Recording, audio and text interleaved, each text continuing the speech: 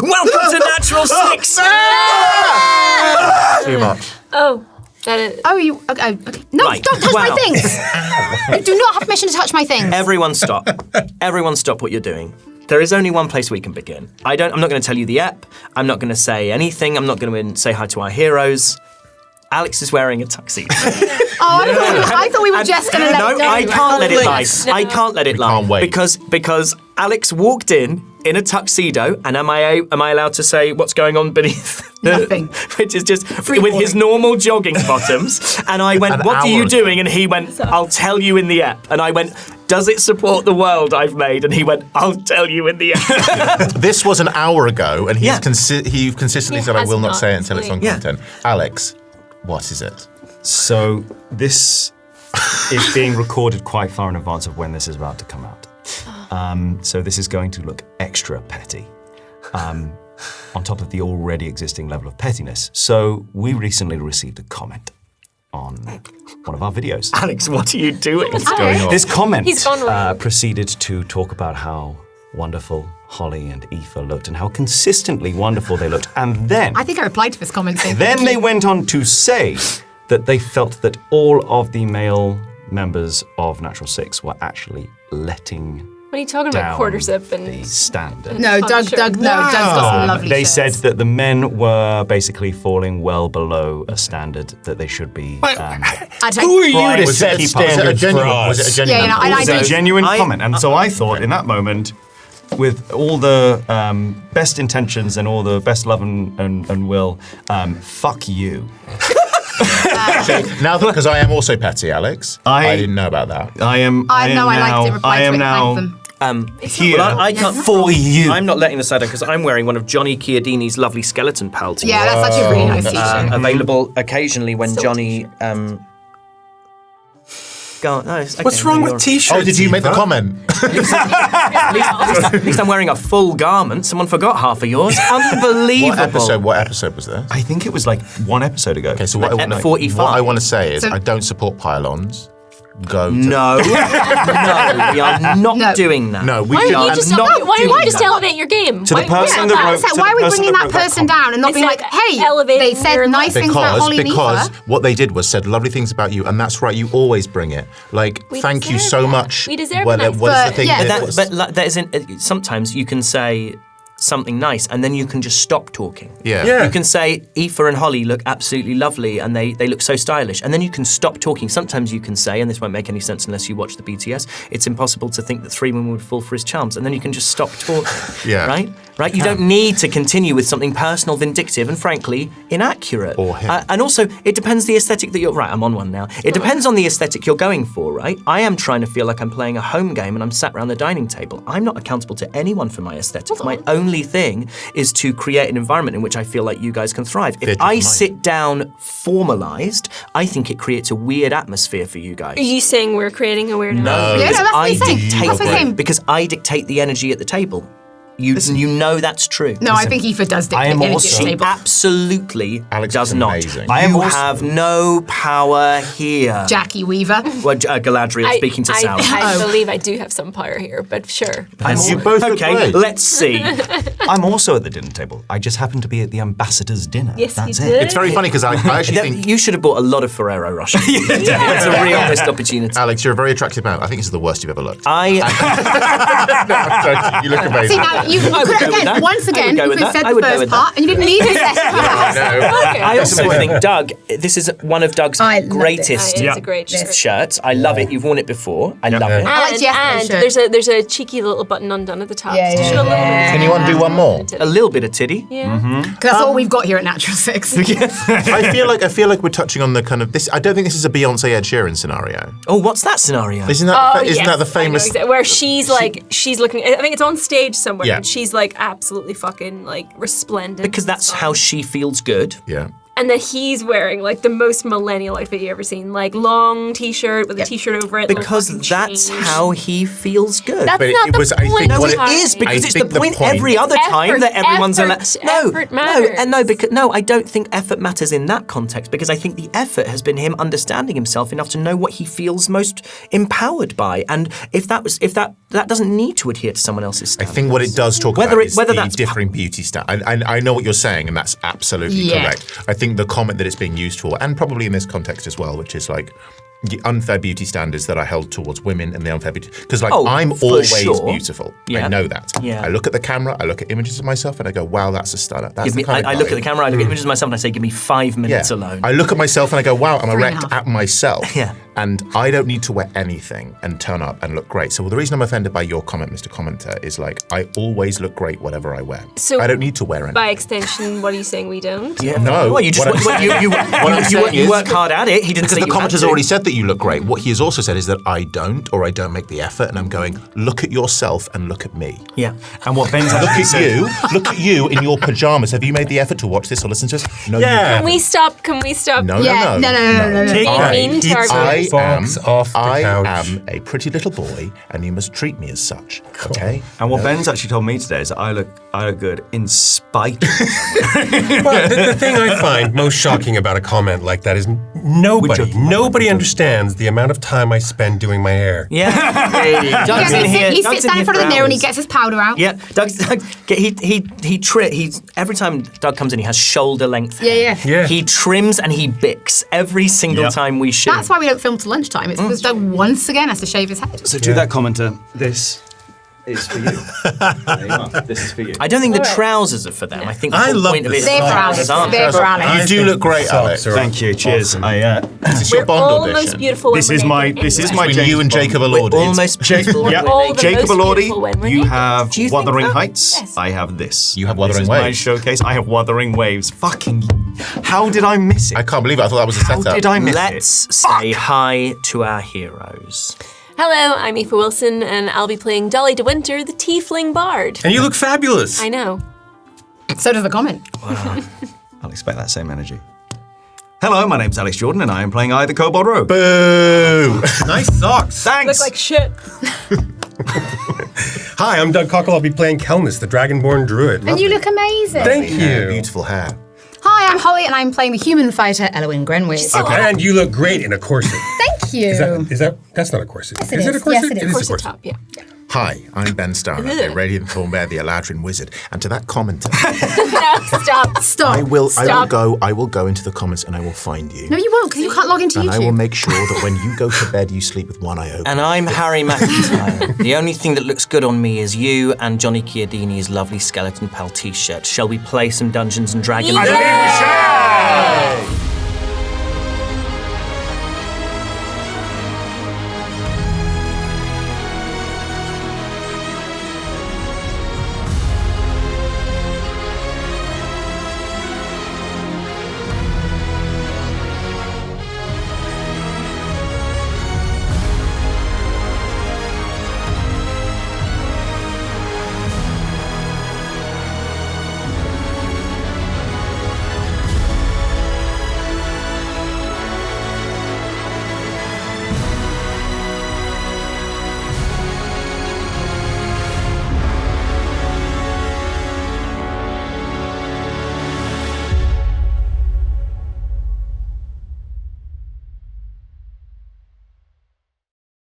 Oh, I set the energy. Wow. I'm not so wow. sure. We did push back on it. Yeah, we Who are you? pretty nasty. Feels quite combative here, doesn't it? Thanks, Henry. Good. That's how I like it. To that commenter. What was that? We love you. We love We you. appreciate You and you. your Oh, Zag Me and Aoife jeans. really do. Thank you for the engagement. It's why we need to keep this channel going. Yeah. Please make Ben angry on the I'm going to get angry. Last time. You began in the Temple of the Once Wild, about to undertake a trial as 4 statues spun around you. One shrugged off its stone shell to take physical form. A form that differed for all of you according to your personal ideal of beauty. It attempted to entice you with its lilting voice and unrelenting gaze, Dolly and Radian becoming deafened whilst Kelnis, Elwyn and I, the character not the me, proved immune to its charms. You bested it with new spells, new abilities, and the power of friendship, but mainly the first two. The next statue to come to life was that of a blood hag. It carved at you with its claws and sought to burst the blood vessels beneath your skin. She reached out and caught Dolly in her claws, making an incision along the tiefling's hairline and attempting to peel off the skin of her face. Dolly felt life fade from her, but Radian called on the deck of many friends, summoning forth Phileas Smoog, a halfling ranger of evident means and ample ego. He was quick to reverse the effects of the Blood Hag's horrifying attack, and you then set about dealing out revenge to your foe. It was Radian who vanquished her, summoning a vision of her greatest fear, that of a bloodless creature of soil and stone. As the Blood Hag returned to her statue form, Phileas took out a great book and began to write within it. It seemed to be a tome that contained all of his adventures. Radian appealed to the halfling to leave it behind, but Phileas refused to do so, leaving you in a shower of dust and light as he moved into the wherever comes next. The statue spun again, and settled as a creature of elven appearance approached you and removed a mask, leaving an eye at the centre of its face surrounded by a great set of teeth.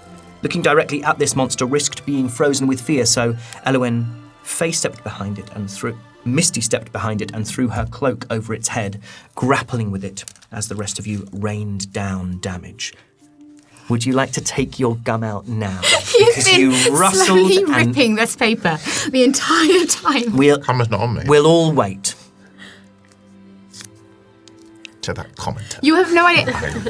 Thank God we've leveled up, because Ben's character sheet, there was like 30% of it remaining. Yeah. All been just used for gum. I think what you need to do. When this enemy too returned to its stone form, the final statue was made flesh, an Eladrin, golden-skinned and wielding a long sword and longbow. Seeing that Radian was also an Eladrin, your new would-be foe had no interest in spilling the blood of one of his own people, instead returning to stone of his own volition. The trial ended, and you were met by the stunned face of Magnus, clearly witnessing this play out for the first time. Beneath you, the glass floor had turned to water, and you stepped through it, falling into blue as Dolly chanced to look back to see Magnus's head sprout antlers and his hair turn bone white. You emerged into a great lake. This was Noit Kelfa, at the centre of Lathi, the village of Eunis, hugging the water's edge. As you trod water, you were rescued by a fishing vessel skippered by an elf called Seba, with a handsome dimwit called Orsino, and an entirely forgettable other NPC. They took you to shore as Kelnis tried to fill you in regarding what you could expect to find here. Lathi is unlike the rest of Reliquiae, and Seba and her companions seemed unconcerned by news of the outside world or of the danger you warned them may be approaching. They told you to see Zerda, the Deep Whisperer, and that is where Kelnis led you once you reached land. Zerda recognized Kelnis and was quick to welcome him, insisting that you all share tea before you ask any great questions. She, like Kelnis and the rest of Lathi, thought the White Stag to be little more than a myth and had certainly never heard of dragons. However, once you spoke of themself and your journey, she was prepared to hear what you needed and resolved to commune with Noit Kelfa for guidance. She said that you were also welcome to do so, but that there was no telling what visions the water might bring.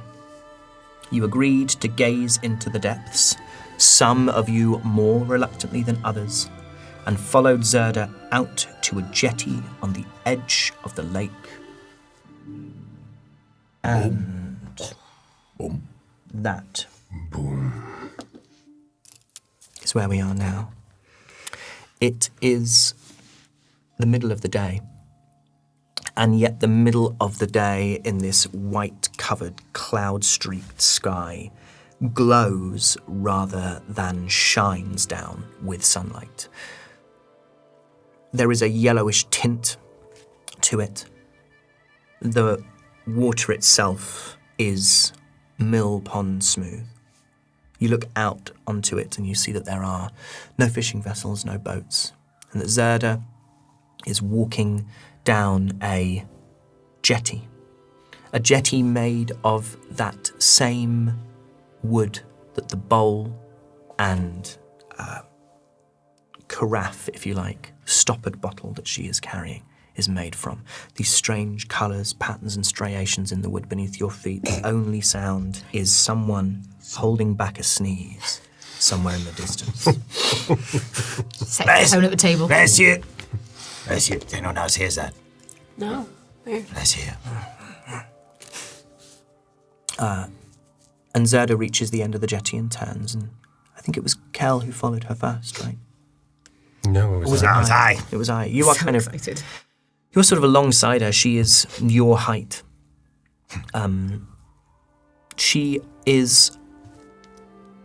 You notice that in the same way that you leave very little trace when you walk, you're light on your feet. There's a sort of natural gentleness with which you step. That Zerda has some of that same energy.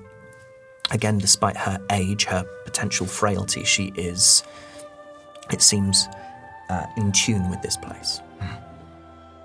You heard the sneeze, right? I did, yes. So what is I going to see? I don't know what you're going to see. Okay, and the water talks. It will be like almost looking in to a mirror. Have you seen this before? A mirror, a looking glass, something that reflects back at you. He's not an idiot. No, I know, but we have no looking glasses that we make here. I do not know whether... Oh, does he want me to get you one? No, thank you. Okay. Does I needs to? I doesn't. So if I wants to talk to it, does I needs to put our snouts in You the look water? very smart, Thank by you. the way. Thank you. So if I wants to talks to the water, does I then I looks and then I goes into the water? I will talk you through it. I suggest that Kelness goes first. He has, I understand, been through this, and she sort of looks to you, Cal. You can see that you're being spoken about, whether or not you've quite caught up yet. He is, he has received visions from Knight Kelfer before. And if he was to looks into the waters and then I gets on his back and You looks over his seem shoulder. very fast. This needs, Thank you. this needs slowness. Oh no. So if I gets on his back and looks into the water, yes. Your vision will be your own. So I won't be able to see. The water only shows the vision to that whom it pertains. No one else. You would just see the surface of the water and yourself looking back. I don't know what pertains means, but given the context clues, I think I understand. So you now do know what pertains means. I might use it wrong once or twice, but I'll get Right. there. Every day's a learning day. By this point, Elowyn has also made her way down here. What you see, kind of away to your left, is a collection of stones that look like seats, a dozen of them, not arranged in a sort of perfect circle, but sort of clustered. This is the place that was referred to as listening, although no one is currently there. And then away to your right, the way in which you were brought round the shoreline by Cal, you can still hear bits of activity from the stone market. Yeah, I think I'm just pacing. I mean, let's face it, the last couple of weeks for me have been nothing but pretty awful visions. Yeah. So the idea of seeing anything, I think, is still pretty uncomfortable. And Dolly and Radian were the last to leave the app. Is this? How far are we back from them? Well, so the flap of Zerda's yurt opens onto the shoreline, and then there is this jetty of lathy wood, which goes out 15 feet into the lake. So I would say from the 30 feet into the lake. So I would say that from the entrance of the tent to the end of the jetty, where I and Kelness and Zerda currently are, is 40 feet, 45 feet perhaps.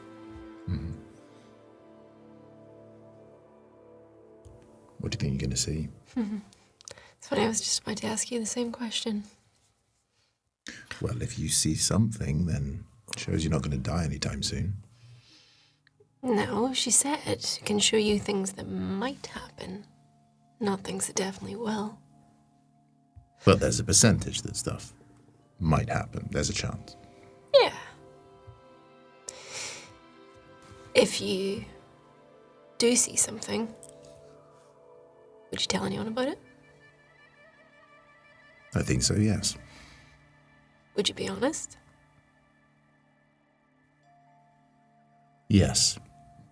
Because we don't know if the water's going to be honest, as you suggested. Okay. Whatever happens, I promise to tell you exactly what I saw. Likewise. What do you think you're going to see? I honestly don't know. And that's pretty terrifying. I really want to see what was. Yeah, I can imagine you would. But isn't that a little bit scarier than what might be? No. Not now. I think in order to know what will be, I have to know what I was. But it's already happened. Not to me. Imagine that.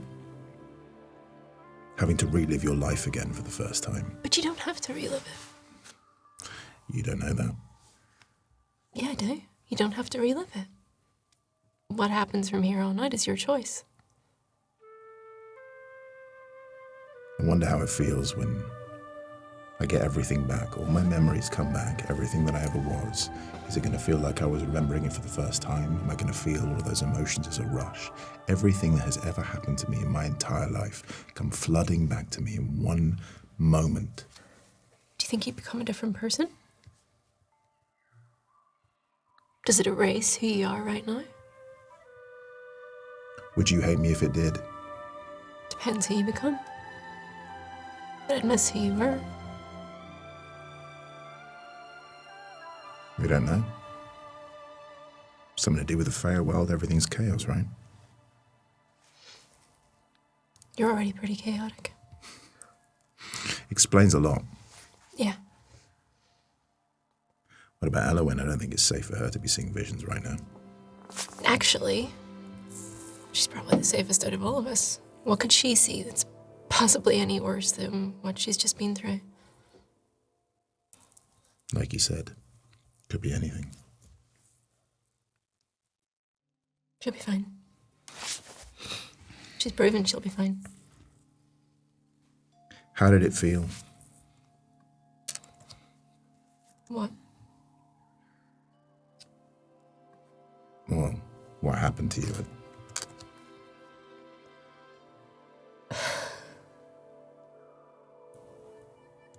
Like I was dying? Like I wasn't ready to? Well, clearly you weren't, because the cards decided otherwise. Thank you for that. It wasn't me. I could have killed you. No, but you did call them. Chaos. Take that chance. Well, at least we know the cards are doing some good. Until they decide not to. Yeah. Well, I'll see you on the other side. Mm-hmm. And you're gonna be honest, right? Yep, 100%. Do you join him? As they join eyes in conversation. So, is all the trees in Lethe they can walks? Zerda looks at Kelnis. It is hard sometimes to tell one tree from another. The trees are almost like tribes. Those that grew close to one another, those that have dropped seedlings like children that then took root in that same soil. As the forest grows, their tribe grows, and they move with one another for the most part, but within all there are some that don't like to go too far, and some that wander wide. And can the Treespeaker speaks to any of the trees? He is a curious soul. He is a curious soul. No. Treespeaker speaks only to those trees that frequent the area that its tribe lives. But all trees can speaks? All here, yes. So what's about the one we are standing on? It is the magic of this tree and the magic of this water, together, one in the other, that brings forth the visions. So it's okay that we are standing on this one? It already knows everything about you. Hello. Hi. Nice to meet you. I, but you already knows this. So, this is okay if I does this. I don't know what you're about to do. I is looking forwards to what you is going to show me, thank you. He is nothing if not polite. The jetty will remember that.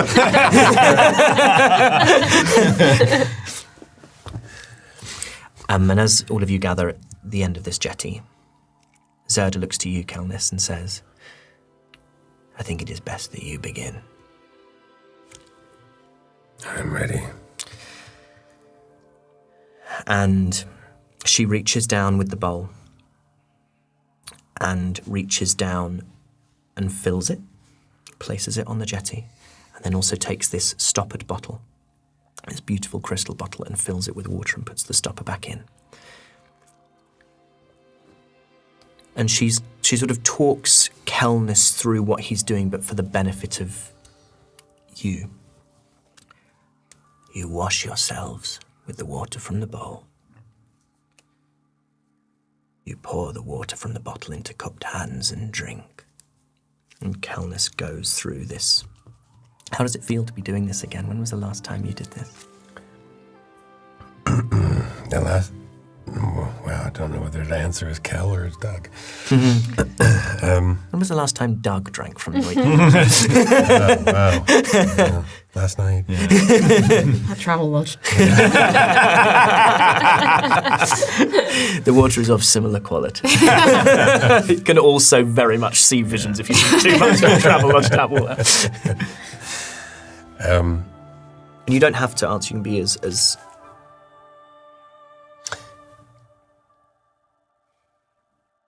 Well, as I mentioned before, the last time I looked into the waters of Neutkelfer, I saw the future destruction of my village.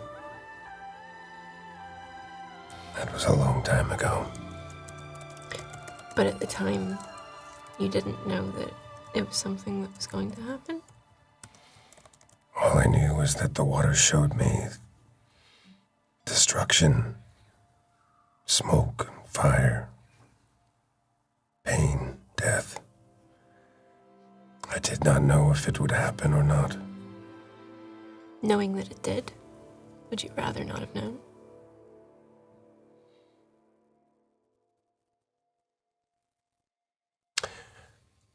I think that Neutkelfer prepared me for what was to come. I don't know if I want to see anything I can't change. No. The idea that it's all been predetermined and decided for you. I did not know whether that would happen or not. But it did. But it did. And therefore, proof that sometimes there is no choice.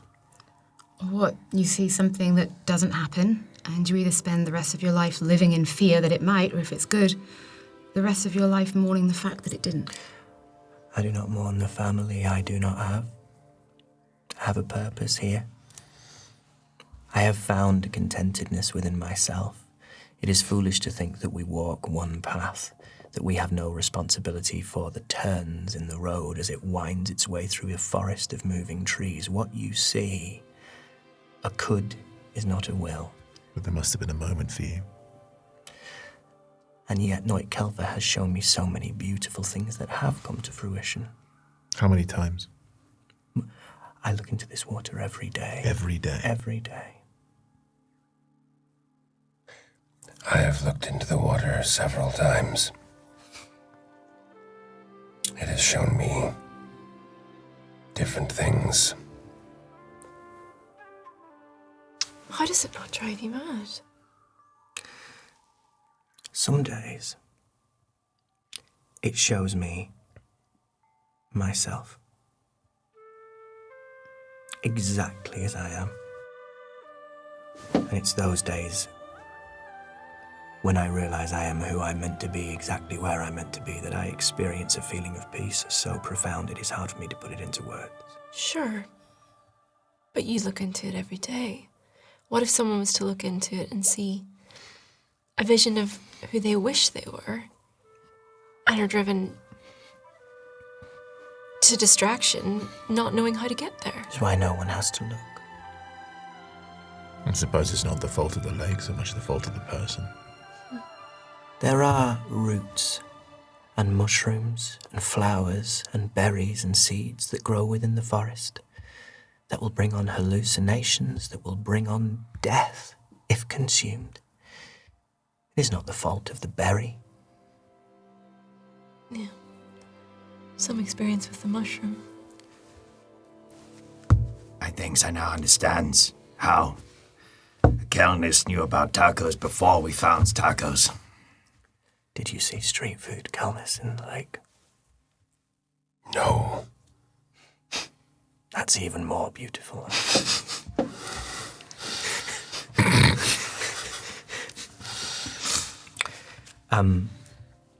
So Kel goes through. You wash yourself in this bowl. You reach out, cupped hands, and Zerda pours a little of the water from this stoppered bottle and bring it to your lips. And then you say, I am here, all that I am, as I am, wishing to see.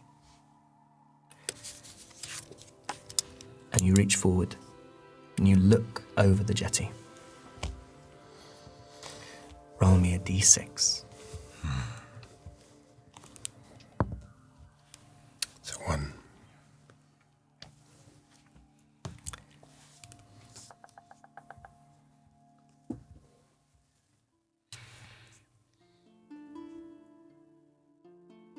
You see yourself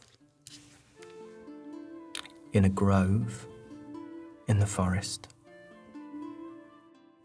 Winter flowers cover the ground. There are 2 flat stones at the center of this grove, large enough to serve as seats. This is a place you have been before, Cal. It's a place you have been with Iriana. And in your hands is a flute, ornate, an instrument of supreme beauty. And as you did with that water, you bring this flute to your lips and you play. And the forest blooms and swirls, and the trees bend their tallest branches towards you as if they are listening to your music. And then you are looking at the water again.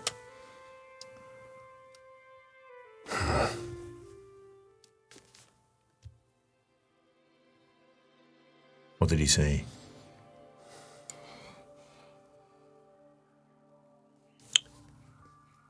The water knows me.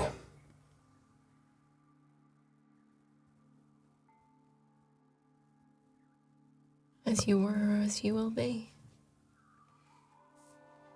Both. Well, any idea on how to find the stag? Possibly. Or not. I know this is not helpful. It is... It can be challenging to interpret what the water shows you.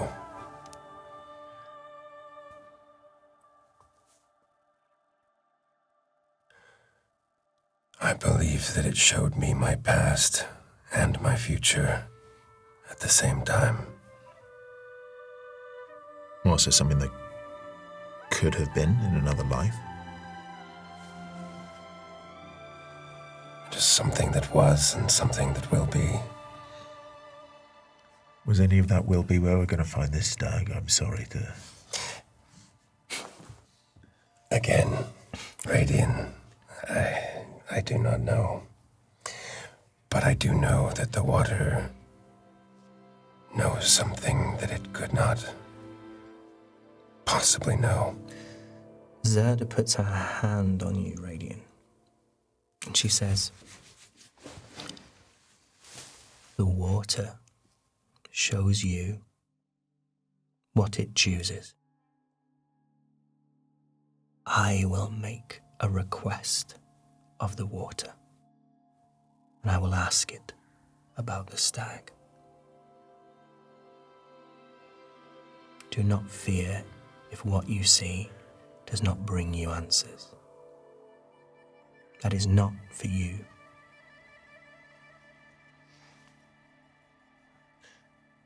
Absolutely. You don't have to look, Radian. No, I'm looking, you know.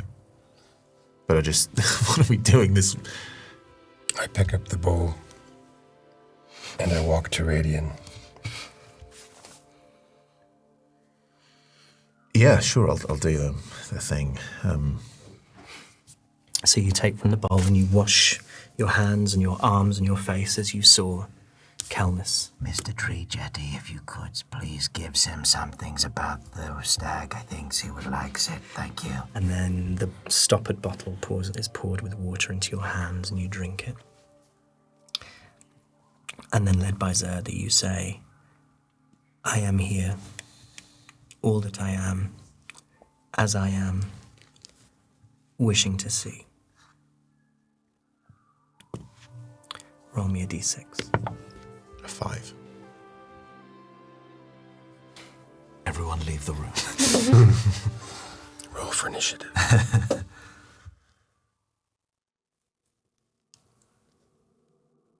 Radiant. Let's save that inflection. You are running towards a bright blue river. And behind you is a noise like the ending of the world. Wind and fire and the shattering of glass.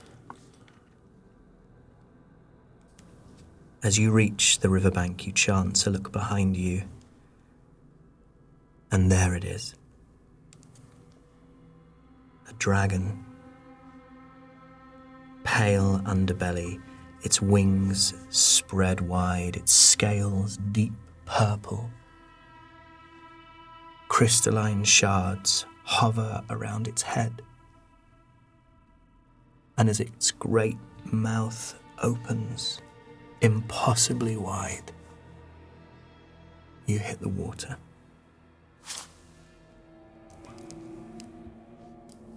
And then the surface of Noit Kelfer shows you no more.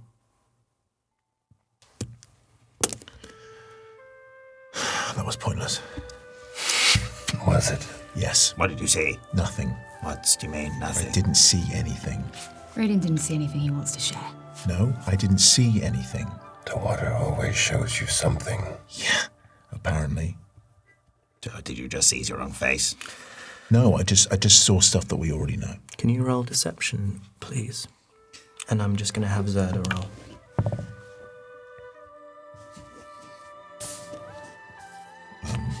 It's a 10.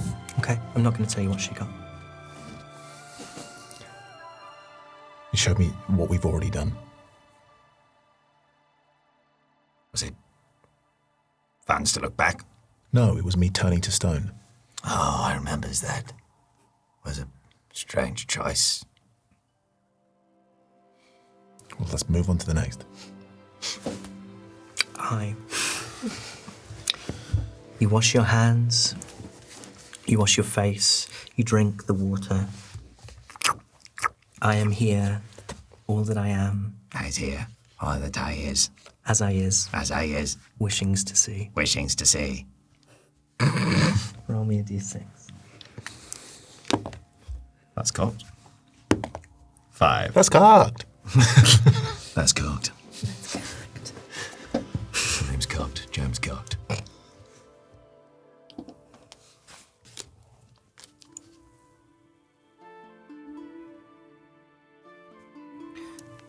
You see kobolds. Hundreds of kobolds. In the ruined, fractured earth of the four forests. Some living, some dead. Mingled with the bodies of the gloam and the children of the midnight moon at the mouth of the caves that lead to the old dark. And then the water returns.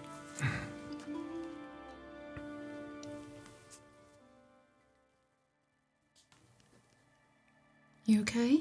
I thinks they did it. Did what? The children's and the kobolds. Thinks they did it.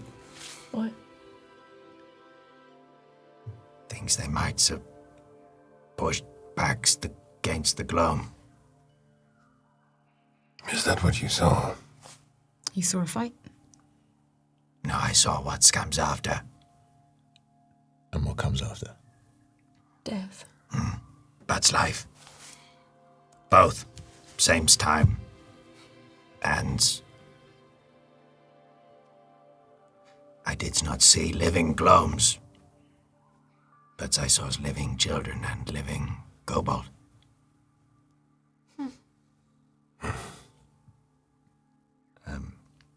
If this is true, it is a good vision. But if it's not,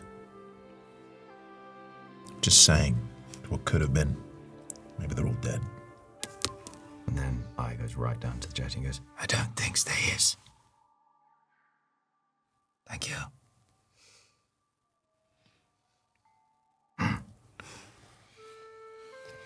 Elowen, Dolly? Please. Ladies first. Very good. Fine, I will. And you two go through the same ritual. You wash, you drink. I am here, all that I am, as I am, wishing to see. D6. 4.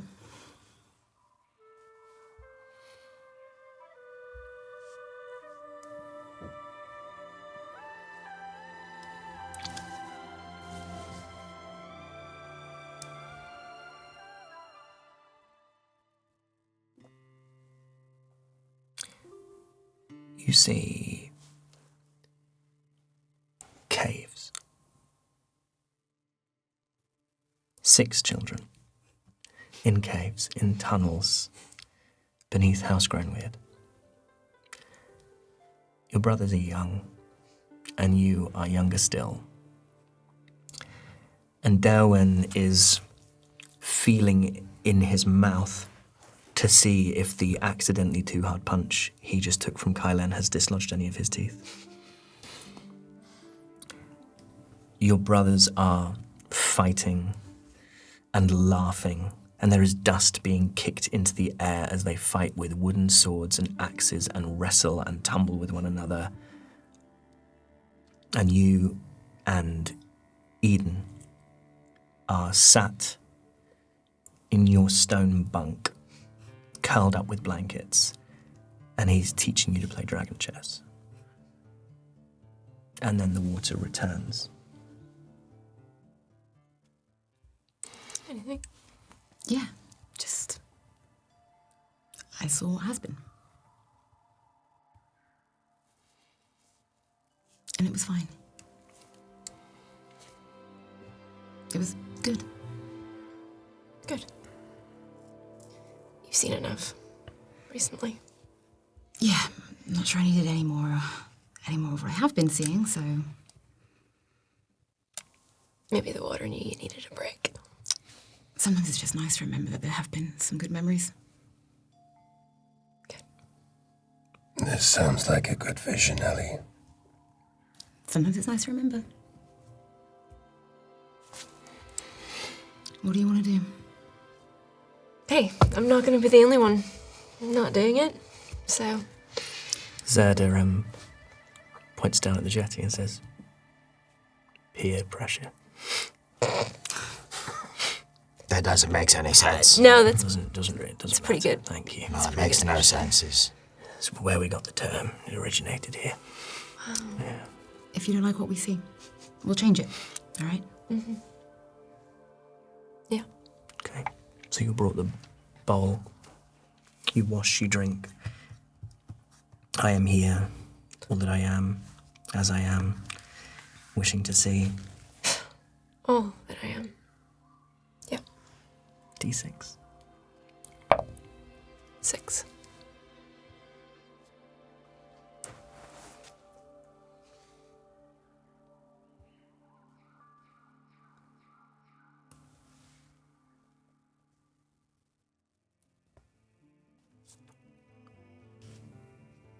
You're looking down at a thatched cottage at the end of a track. Smoke from a chimney curling slow into the air, small windows with curtains drawn against the cold. A vegetable patch, arranged in neat rows. You are on a small hillock, the peak of it hidden by scattered trees.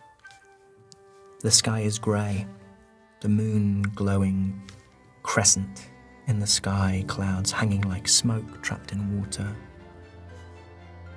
And at the centre of the hillock is a twisted willow tree, its branches tangled as if hastily scrawled by a child.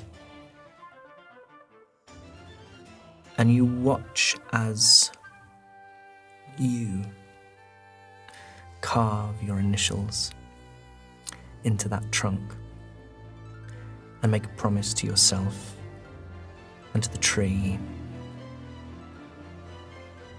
And then the water returns.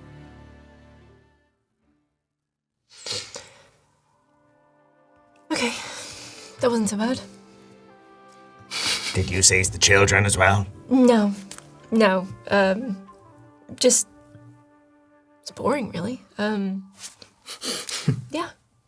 Nothing... Something that has been. A glowing review. Yeah. You know, it's fine.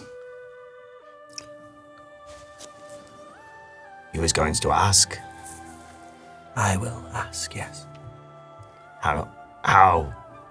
Does you does this every day? When there is a need for it. Sometimes I just look, as you have done. See what the water has for me.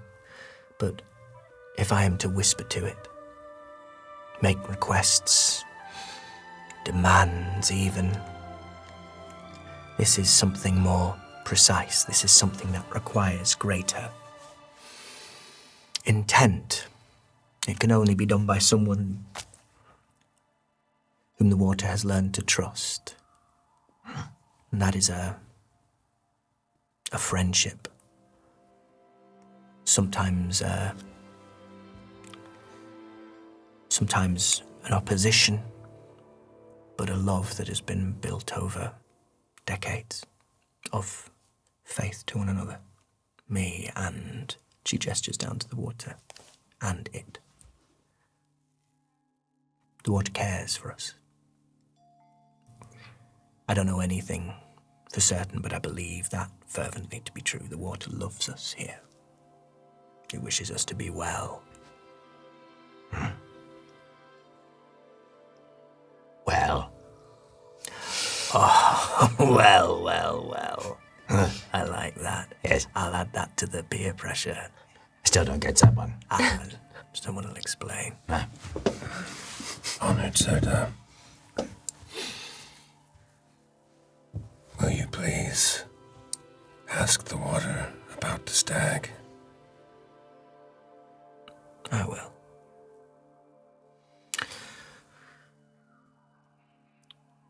She kneels down on the end of this jetty and she reaches out and places both hands on the surface of Noit Kelfer. The surface is like a mill pond. Still as far as the eye can see, it seems like all of Eunice has quietened. There is only the water and the whisperer. She closes her eyes and you can see she is muttering. Words that are impossible to make out. The sounds she makes are sibilant. And though her hands are still, there are ripples that form at her fingertips.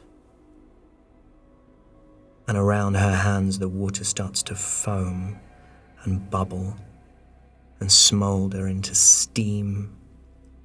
Still she whispers, her small frame soft against the water like a shadow. And then... and she stands with sudden sharpness, and the water stills in an instant. She turns to you, Kelnis. Tomorrow morning, as the sun rises, the stag will appear. To you. Where? That I do not know. But you will see it. Of that I am certain. That's the promise of the water.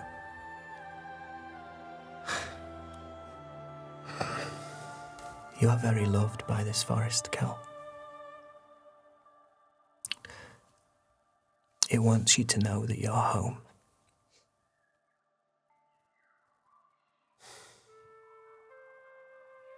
Thank you. It's very glad to see you.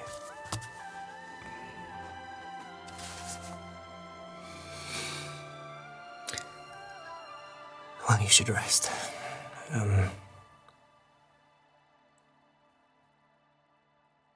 You can have my yurt for the night. If the five of you think it will be sufficient, I will find somewhere else to sleep. There's only one bed, I'm afraid, but under these circumstances it will at least be warm, comfortable. We've had worse. Thank you. I'm glad to hear it. That is very generous of you. Thank you. She looks, sort of takes the five of you in. Well, I need to rest after that. We've asked much of the water today. First it brought you here. Now it points you onwards on your journey. And it shows all of you something. She looks directly at Radiant as she says that. Yes, it does. Yes, it does. Rest well. And she moves down the jetty and away towards the market and towards the... There's no point calling it a tavern because it would have no name. There would be no reason for it to function like that, but it's sometimes a place where people will gather to eat. And the five of you are left on the jetty. Well, how do you feel?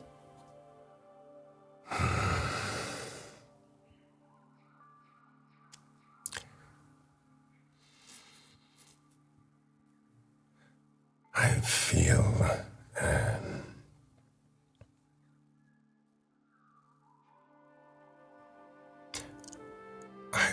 As if something very important has just happened.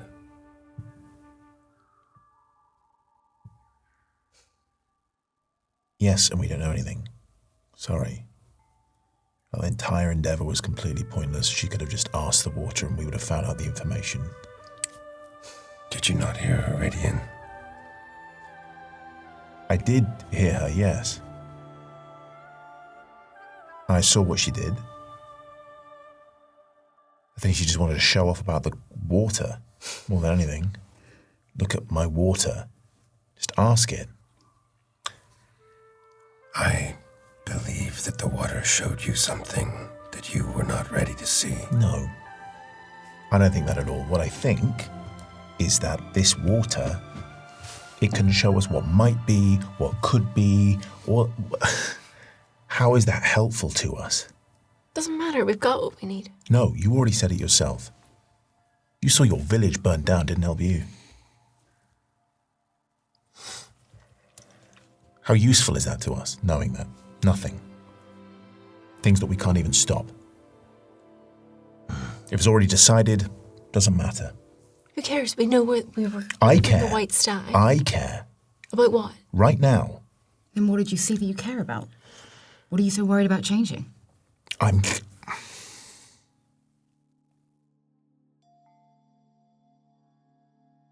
worried that we're wasting time. I'm worried that every moment that we stop to do whatever it is that we do, we are losing ground. We've just sent off hundreds of people to go and fight on our behalf, and we're here just...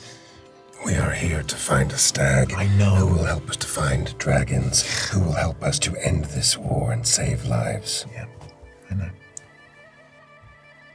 And there's nothing more we can do until we see that stag. And it sounds like we've got an appointment with them first thing in the morning. So relax. We've got this. I'm sorry, I respect your forest, Cal. I'm worried that we're going to be lost here for a while and we're going to be losing ground when there's things we could be doing. We are doing precisely what we need to be doing. Because it's already been decided. Nothing has already been decided. How many times have you looked in that water? Enough. Don't be vague, Kel. How many times have you looked in that water? Enough. We don't know. It's not going to cut it right now. Enough. Give me a number. 5, 10? Why would it matter? Because I want to know how many times it was right. I will tell you. I will tell you of a vision that I had. Looking into Noit Kelfer.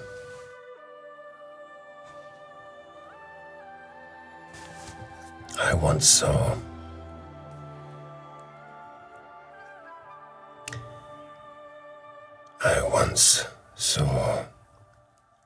Iriana.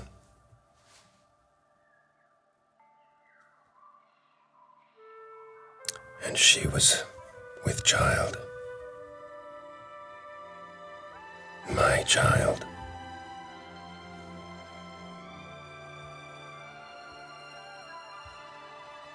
This has not happened, and may never happen. For all I know, she died when my village was destroyed. Then what's the point? What is the point of this if it's going to show things that are just figments of what if? I do not know if she is dead. But Kel, if she is, then why would it torment you like that? I do not feel tormented by the vision. It simply was a vision. I think it's pretty clear there's nothing simple about this. No, It is not simple.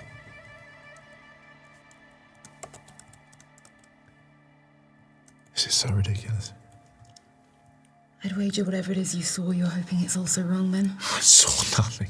I told you, I saw myself turning to stone. It wasn't a particularly pleasant thing to remember, but I did. What did you see? I just saw me and my brothers playing when we were kids. Great, so helpful for us. What did you see? I think we need to get off this jetty. We're all exhausted after everything we've been through today. Let's go and maybe relax a little. Sounds like we're gonna have a big morning tomorrow, so.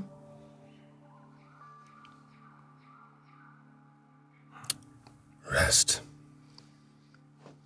Rest would be good. And food, I'm hungry. Come on, let's get away from the water then. Mm-hmm. As everyone makes their way, I just hangs back a second and just kneels down. Puts one hand on the jetty and one hand on his quiver of arrows. And I just wants to say I think that's the trees where I is from is not like you. And so I don't want you to think that because with this, and I don't think it's the same. So I just want you to know that I wouldn't do that if I was here, and I wouldn't do that to you, okay? Yeah. Thank you. Who knows, maybe the trees here would want to fight with you. Unless you wants to be arrows, and then I will make you arrows. But if you could just let me know some Tao, okay? In my head, because Alex is in his smartest clothes, I was also in his, which means he's done all of this in the tutu. Gone down to the river, put the kit on. As he kneels down, the tutu absolutely goes down. I was like, okay, we are looking. We can almost see light through the other end. Okay, so where are you heading to? Where is there? There is a tavern. It's small. They serve food and mead. Food and meat sound great to me. Mead is the one that you like. Yes, okay. Leads the way. So Kel, you lead around the edge of the lake again, and you reach this mud, brick, reed, stone scrap. Half-sunken building dug into the earth next to the water on a little rise. And you descend 2 small steps as you go into it. And you can hear music from inside. You can hear flute and someone playing a hand drum, more like a whistle, really, rather than a flute. And you open the door, and there are, again, more elves than anything else. There's a couple of humans and a tiefling, but other than that, everyone here is elven. And rather than sitting in booths or on separate tables, there are these sort of long tables of stone with kind of great long pieces, and then these woven chairs. And people are going and helping themselves to food from a sort of communal area.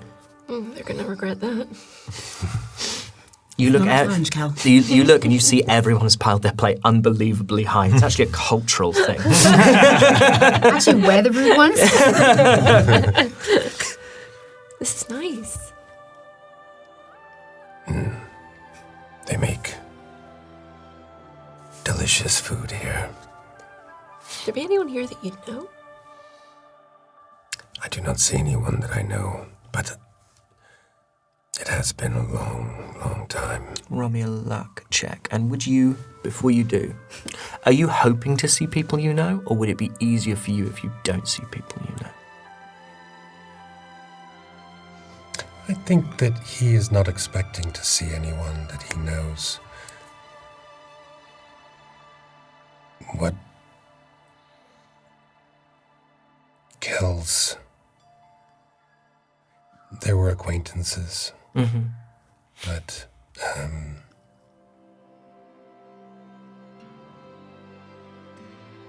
I'm trying not to give too much away. Fine. I think I get what your head's at. Your parents are here? Give us a roll. They've been here all this time. Both of them. Darling, D20.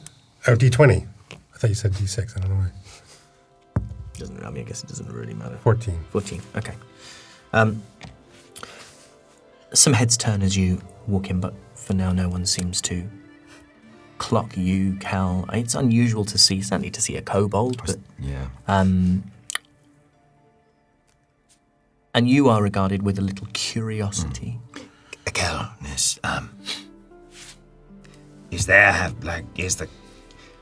is Lathy having kobolds No, that you know of? I never saw a kobold. But you doesn't know that there isn't kobolds. So there could be kobolds, but they might not want to be seen and found. This is true. You know that Parvis was from Jape, and Jape is north of where Lathy typically places itself. And when you saw carvings of Lathy, it was kobolds and trees. Sorry, not when you saw the carvings, the cave paintings of the kobolds of Jape, they were typically in trees. So perhaps, but So you is not knowing for sure that there isn't, but there could be, but we don't know. There might, but you can't say that there isn't, so we might find okay. All that to say, maybe. That's what I was trying to say.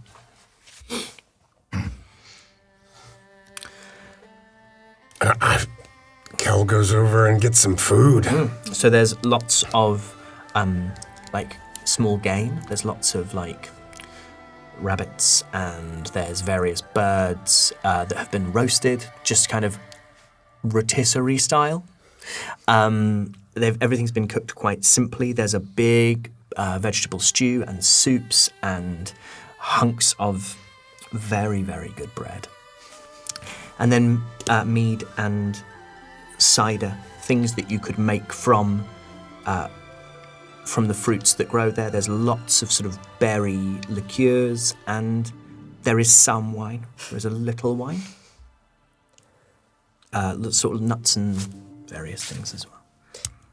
No wonder they didn't think war's an option. I mean, it looks like things are going pretty great here. Yeah, it's just so normal. Everyday life. Nothing's changed. The forest protects those who live within it. It is rare, though not entirely uncommon, to have people from outside of Lathy this far in. The outside world does not affect the people here. What was your plan? My plan? Getting us in here. If we didn't fall through the water, what was your plan? Apparently it's impossible to get in. Well, we were just going to walk straight up and find a moving forest. You would know, Kel, that it's not that it is impossible to navigate Lathy as someone who isn't from Lathy. It is almost impossible to navigate Lathy without someone who is from Lathy. The trees of the forest, particularly the trees of specific locales, will know you as Kelnis. They will recognize you as Kelnis, and therefore they will sort of allow you access and guide you to various places.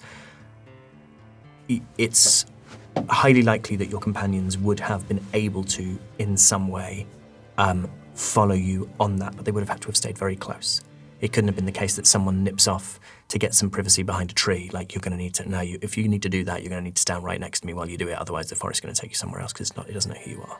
That's what the road would have been like. Yeah. I explained this to Radiant. So you see, yes, I did plan to just walk up to the forest and walk in. Well, I'm really glad we didn't have to pee behind a tree while everyone else was standing there. I wouldn't have let you pee behind a tree. How do you do that if they're all watching you all the time, how would you, do you just let them watch? Who? The trees, you've got to go sometime. You're just going to stand there?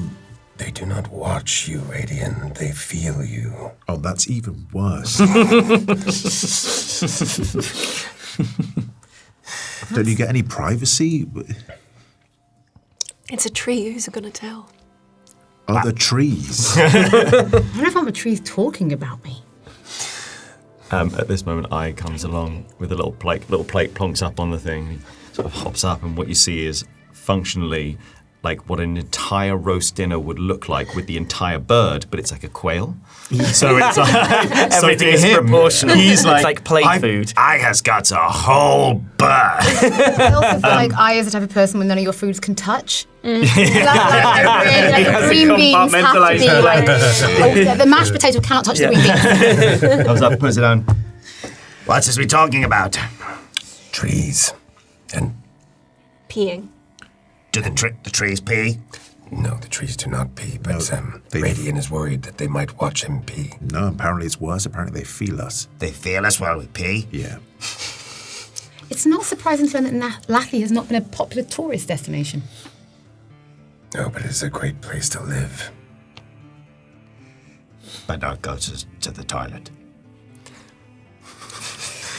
To you, this is almost like this is like the trees are alive, but it's almost like someone saying, "What if an ant sees you shit?" It's like, well, Yeah. it's such a weird idea that the tree would be something that would be like not even a hostile, but like an unwanted observer. It's just there. It's just a living thing that is aware of a presence in the same way that a bird would be, or a squirrel, or an ant, or a snail. It's just another... The trees are almost like creatures of the forest as much as they are the forest themselves. This is very odd. Yeah, I'm at a loss for words. No, I hear what you're saying, or in this case, not saying, but you're speaking to these trees, and then they're also feeling you and or watching you without your consent. Do you ask them? Do you say, hey, Can you turn around? Or do you think it? Do you say, I'm imagining the trees not doing? What I'm finding hard is this place is sentient. Sentient wood, sentient water, sentient, for all we know, air. Where do you get privacy? Radian, you are a strange, strange man. I think I'm the only sane person here. I'm asking important. Don't. You know what? Enjoy your food. I'm going to go to bed. There was one time I was doing a business in the woods, and He grabs Radiant's hand. His grip is unbelievably strong. I looked up, Yeah. and there was a squirrels, just the little creatures of the wood, and was just staring outside. And I had stopped for moments because I was thinking this just feels weird to be looking at them. So I said to them, I said, please may you not looks, but they didn't understand, so they just looks. And then I realized they wasn't really thinking about the facts of what I was doing anyway, so I just carried on. I just carried on. And they kept looking. You look down and you see the eyes red, knuckles are white with tension. This is the hardest grip anyone's ever exerted. All of this is to say, as Dolly would say, you did sit down a chimney. When did I say that? I am going to go to bed. Okay. Radian, As he releases, there is like a full indent on your hand from how hard he's been gripping you. You look like silly. You look like it looks like you have a plasticine forearm. Radian, Say well. stay with us. Get some food. You don't sleep anyway. Sometimes space is just as important as food, and I think I've been rubbing you all up the wrong way, and I'm just protecting my peace and yours. It's nothing against you, honestly. I'm finding this very... Well, I wasn't expecting this. What were you expecting? Not this. Things, feeling, looking at you all the time, being aware of what you are all the time. It's not nice. Being forced to see things or the fear of seeing things. No, I think it's more the fear of being perceived. Have a lovely night, everyone. Please enjoy yourselves. I'm just gonna... Yeah. Thank you. Radian, don't walk into the forest by yourself. I'm not gonna walk into the forest by myself. Okay.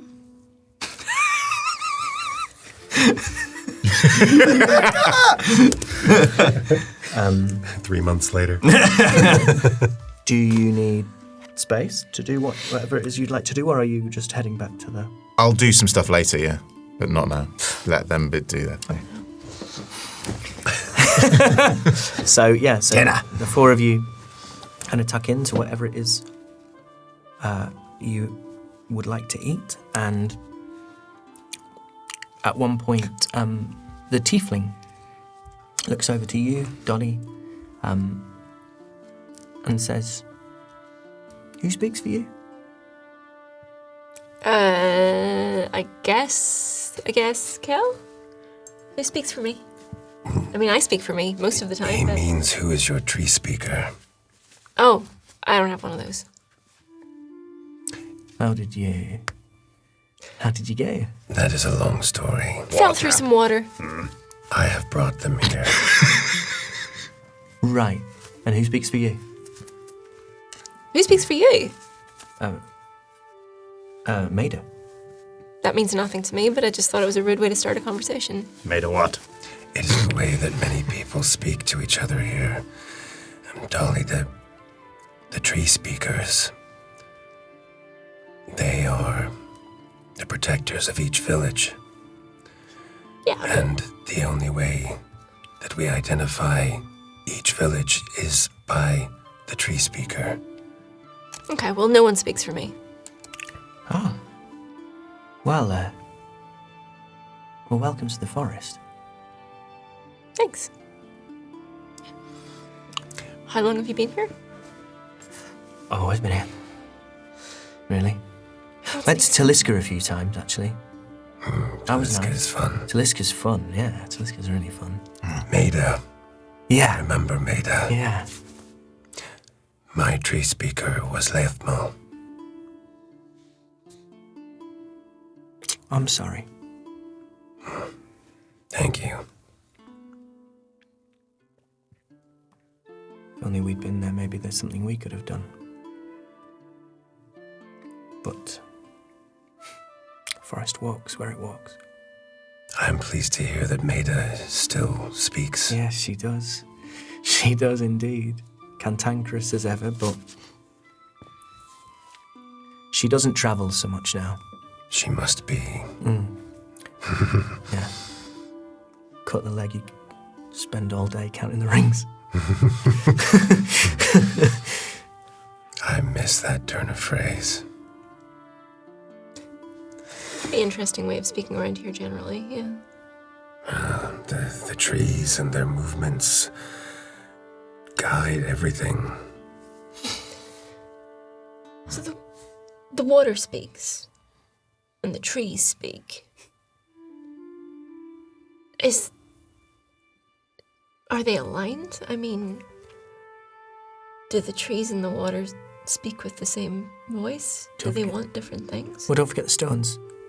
Stone But speaks. the stones speak as well? Well, the stones, The always towers. that's what keeps us here. Stops us moving. The stones makes it all stay in I place. think the stones speak to the trees. Just ask them to stay. I guess. Never tried moving them. Very chatty place.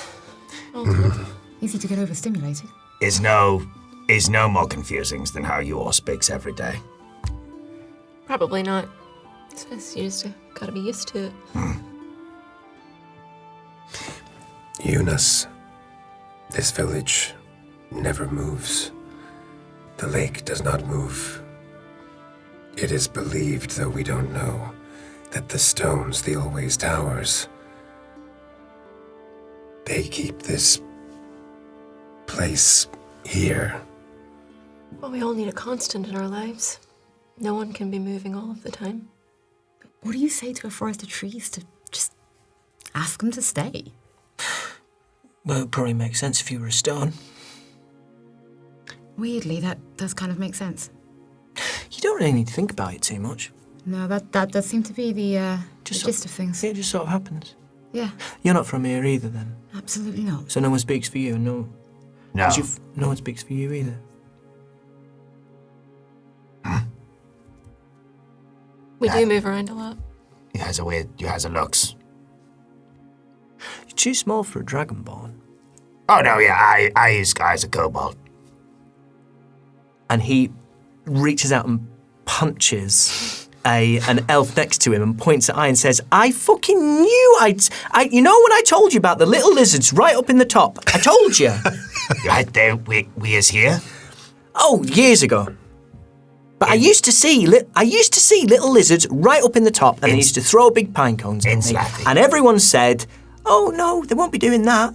You're imagining stuff." And I said, "When has the forest ever thrown a pine cone at you?" No one could answer me, particularly you. And this elf that's like shoveling bread into his mouth seems completely like unbothered by it. When you look sets the map, you go this way. North. I don't understand. Okay. I think I's friends with the wood. Does you think I could be friends with the stone? I don't know anyone who's friends with the stone. Stones don't really need friends, but they got themselves. And I can be the first. Oh, that's interesting. Yeah, why not? Someone must be. Friends of the stone. First friends of the stone. I love the way that I is embracing the magic of this place. Anyone could befriend a stone. It's a good nickname, Friend of the Stone. His feelings kinds of like where I was from, but with more goings on. You're not from up in the trees, are you? Because I've not seen you. I could be. I get that feeling. Yeah, you could be probably. Nice. Looks at this. I has a whole bird. Oh, look at that. Yeah. Hey, that'll put rings around your legs. Sorry. Oh no. You know. No. Make you live longer. Why? Because he needs foods to eat, so then if he doesn't have it, he dies sooner. Yeah. That is like the opposite way around. More, should it not be just don't eat, you die. It's not so much of us. Why have it's you less got fun. rings? It's less fun. But why does you have rings with it? We don't, but the trees do. Have you ever counted the rings inside of a tree? You have to cut it down to do that. Oh, yeah, they do that a lot around Trees here. has jewelry. No, they have like shapes in them, like circles, and how long it's been alive, how wide the trunk is. You see them sometimes when they fall in storms. You've never seen a fallen Well, tree? I've seen the circles, but So that's a ring. Older the tree, the more the ring. the jewelry is inside them. That is a fascinating way to look at it. More mead. We need more mead. Immediately more mead is brought to you by just someone. What is your name, friend? Poleaxe. Poleaxe. It is nice to meet you. Nice to meet you. What's your name? Kelnis. Kelnis. And Leathar spoke for you. Yes. Long ago. You're the first of that tribe I've seen since they went quiet, well. I do not know if there are others like me. Well, I very much doubt it. None like you. Yes, well. I'll leave you to your dinner. I didn't mean to. Oh, it's been a long day. Yeah, a lot to take in today. A lot of. She died, pretty much is. Yeah. Thanks for. That's a reminding big me. day. And looks at this. No, don't look at that. Just a hag. No, she's beautiful. Thank you. No. I sees the mistake. Yes. I is learning. You're very beautiful. Hope you don't mind me saying. Thank you. Both of you are. The boys could do with some work. Yeah, not really put a tremendous amount of Make effort the effort. into it. It's an investment. Oh, well, anyway. Before you go, is there news of the forest? Well, people say it's moving quick. I mean, people say it's moving really quick, but they always know something we don't, particularly those people who've been for years and years, not really staying close enough, or at least the trees keeping them close enough to know what Kelfra are saying they're seeing the edge of the Alanites. I mean, and then suddenly they're seeing edge of the splinters, and then suddenly they can almost see down the valley all the way to Taliska. I mean, it's moving fast. But it always does that if it's, I don't know, if it's worried or if it's... Maida says it's concerned. Oh, I shouldn't say, but she's all a bit... It's not your role to know what the trees say, You don't know. That's what Maida's like. Right. This is my thing. You go and make your herbs. That sort of stuff. Where do the Treespeakers convene? Here. Yeah. Listening. Here. At listening. Once, twice a year. It depends. Usually there's a gathering in the summer.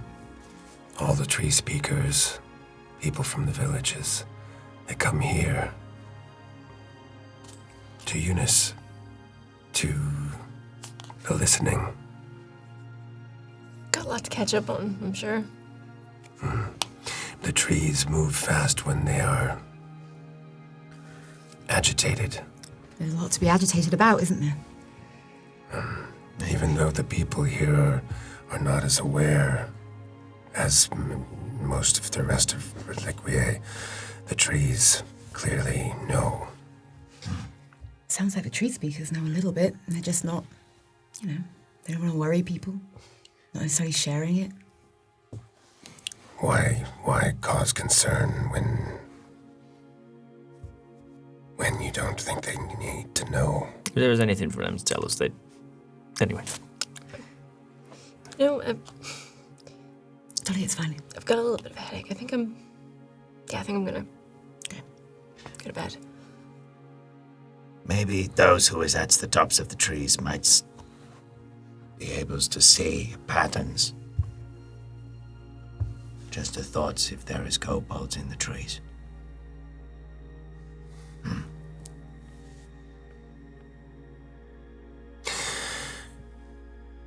Well, Dolly, I think you have it. Already left. Where'd she go? Accountant says he thinks you have it. Okay. I think she has the right idea. Right idea. Who are you shouting to? Dolly. Can we stop shouting? Everyone's looking at us. Sorry. It is the first time everyone has been staring. Sorry. He doesn't know what he's doing. Still shouting. Ignore him. Still shouting. How do we pay for all this anyway? Do we just... They want gold. No. It is,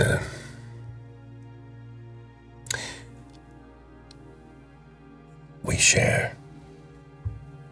Well, we don't have anything to share with them. Yeah.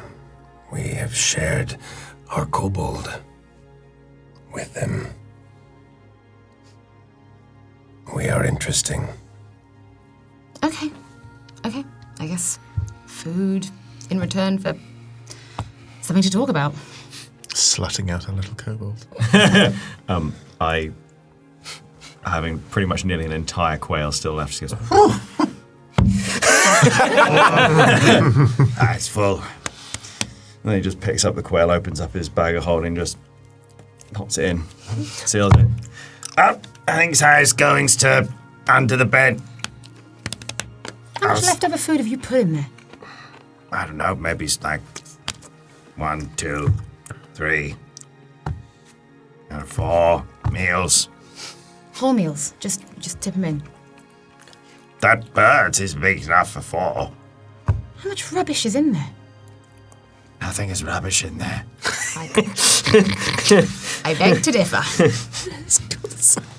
The shiny pebble I found. As he walks out, you see A salad.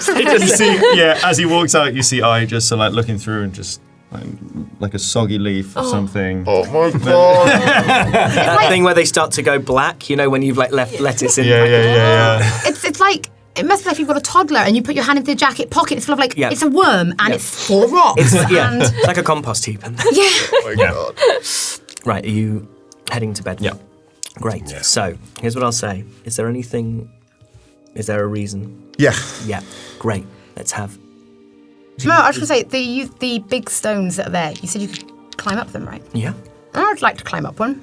Yeah. Well, you also said we can see the sky here, so I'd go Yeah. and climb a big stone before we go to bed. Look over the top of the trees, just look at the stars for a bit. Okay. Nothing. You approach one of these always towers, and it's dark stone, and these handholds and footholds that have been cut into it. Clearly, it was a tremendous effort. What you can see is how hard these hammer or chisel or whatever it was blows had to fall on this stone. It's been really scratched, but they have created enough that particularly someone of your physical ability would be able to scale it without too much problem. Although the height by the time you get up to this platform on the top is dizzying. It is extraordinarily high. And there is an elf up there, just looking out at the forest, pale skin and very, very red hair.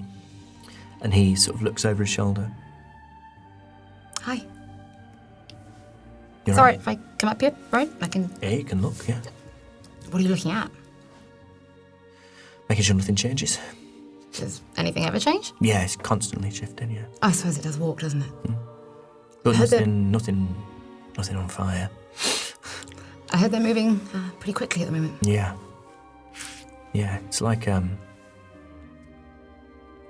sometimes it's like watching herds of wild horses just running, I don't know if it's from or to.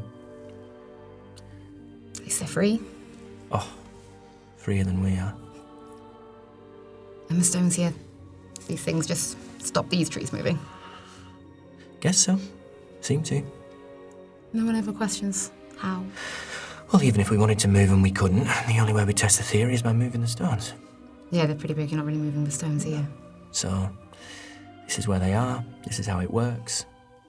If it works a different way, then figure that out as well. Well, do you mind if I just sit here for a bit? Just gonna, look at the stars. Roll me perception. That is 23. You look out over this forest. By now it's sort of mid-afternoon, but the light is not close to fading for the day. And it looks at first as if there is a constant breeze blowing through the trees, as if the leaves are being agitated by wind, or as if some great beast is moving through them and almost banging into trunks, and then you realise that actually the trees are shifting. And from this distance, it's hard to make out species of tree in particular. You would recognise that there is definitely oak within it. I think that's a tree you'd be particularly aware of. But some of these oaks that you can see are oaks are brightly coloured. Others are just as mundane as the ones that you would find in Mouse, not less beautiful, but just as ordinary, and yet those you realise are riffling and shuffling too, and then you realise it's not the leaves being agitated by wind, it is the trees themselves moving like whirlpools, like falling rain. The whole mass, as far as you can see, to the foothills of mountains that could be the splinters, could be the Alanites, it is impossible to tell. The whole thing is moving like a living creature. I'm just going to sit here. I'm going to sit here for a while, actually, and watch the trees and just put my hand on that sending stone that's in my pocket. And that's it. Let's get everyone radiant. So, you leave this place where your friends are eating. Yeah. Where do I go? Yeah. I think if you can sense a shift, there's this kind of, as he walks out of where they were, and there was this kind of real sense of tension then, and as he walks out, there's like a relief. I feel like everyone's getting on top of him, those days when you just feel like everyone's against you, and then that relief that I'm done, and then intent that's motivated by curiosity, a thought that was at the back of his head when he first received that vision. He goes right back to the river, but secretly, making sure there's no one around, moving through the village, making sure that he's not really being perceived, so trying to do it stealthily. Yep, roll me a stealth check. You're heading towards the lake, towards Neutkelf. It's an 18. But I don't see any reason why even people on the Always Towers would be looking into the village. Almost like blending in, looking like he's meant to be there, the confidence of... So you move through the stone market is where you move through, and you see various people kind of selling wares, and you look to be just anybody else. In a weird way, it's more inconspicuous to be in the crowd than it is apart from it. So you move through there, and then around the back of the yurt where Zerda met you and where you'll be spending the night, and there is no one on the jetty. Heads out to the jetty. And then kneels down over the water, checking to see that there's no one there. And then remembering the process that every single one of them went through, you hear him utter the words, "I am here all that I am, as I am, wishing to see." It is a hard thing to get more than one thing from this water. Yeah. So I would like you to roll me. You are imposing your will upon it in some way, shape, or form. So I would like you to roll me a charisma check. This is not a prohibitively high DC, but I will say it is a DC 12. Okay. It fails. Okay. And then, obviously, he sees nothing. And then he goes back and remembers what... he remembers what he saw. What's her name? The lovely Zerda. What Zerda did. And places his hands on the water. And in his mind, he just thinks incredibly deeply, trying to force it or find a connection with the water in some way. And there's an intense need inside of him.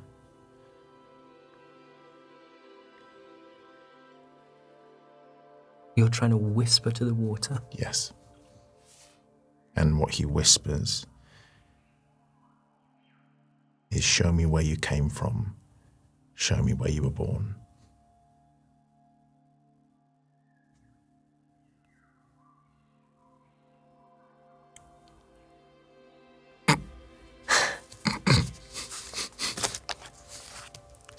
Roll me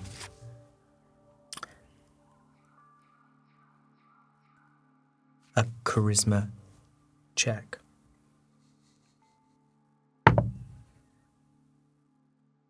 $18.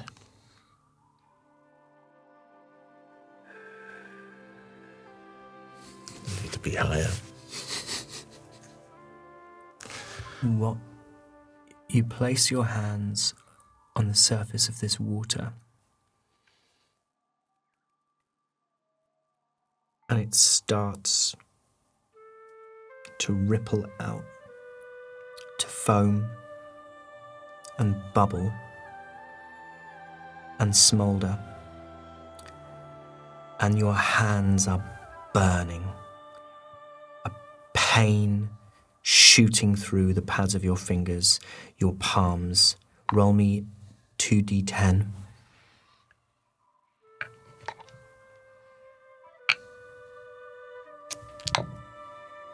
$40. You take 4. You take 4. I just was. I rolled the hundreds instead. you take 4 fire damage. Roll me a Constitution saving throw. 18. 18. Okay, you manage to resist the pain of it. There is a profound sense, even as you're doing this, that this is too strong for you. That this is not. You do not know how to control this. You don't know if the water is controlling it or if you are controlling it, but you know for sure that there is something happening here that you cannot master. And you push into the water, you push your will into the water. And there is a moment where it shows you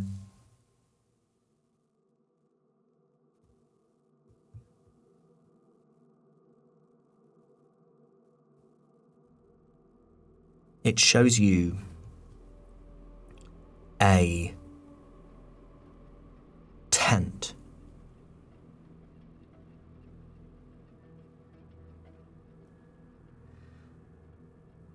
And you see this tent is in the center of it's on a hill in the center of a ringed field that is full of dead bodies. That is so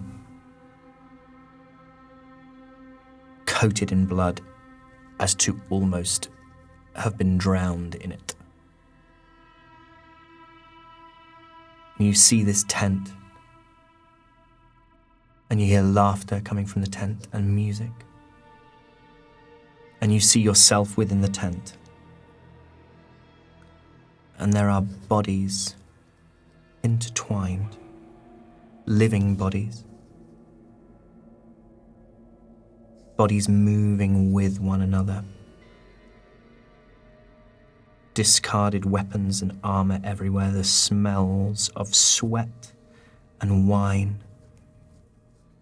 There are moans and calls of exultation, and there are hands on you. There are many hands on you, and you can hardly think, and you can hardly breathe. Roll me 2d10. 12. You take 12 fire damage. Roll me a DC 20 Constitution saving throw. 3. Well, 5. And you are shot back from the water so hard that your hands are pushed above your head and you are flat on the jetty. And you see no more. You didn't answer my question.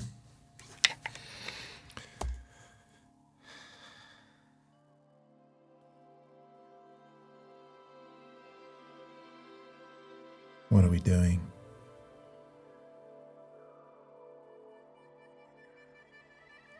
What are we doing? This is so pointless. I don't even know if what you showed me, what even is it? No offense, but we can all say stuff.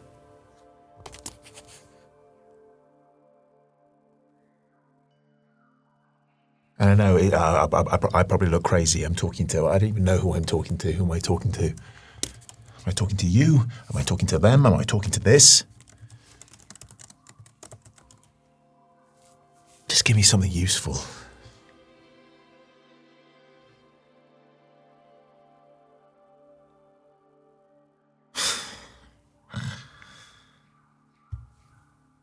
Something useful, something that we can do. Don't you know what's happening? Don't you know what's coming? And you know more about me than you're letting on. You're not going to tell me. I could help you. I could help you if you tell me something.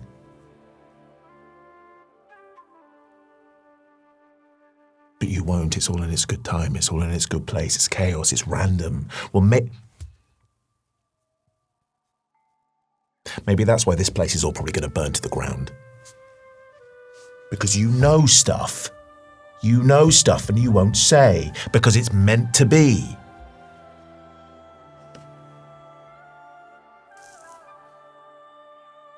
Sometimes things need to be forced.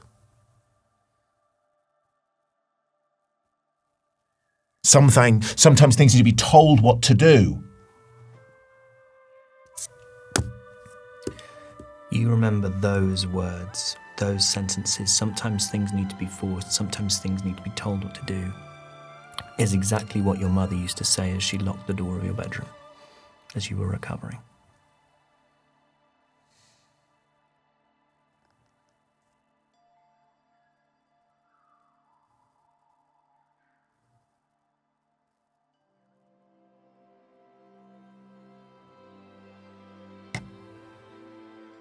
Please just give me something.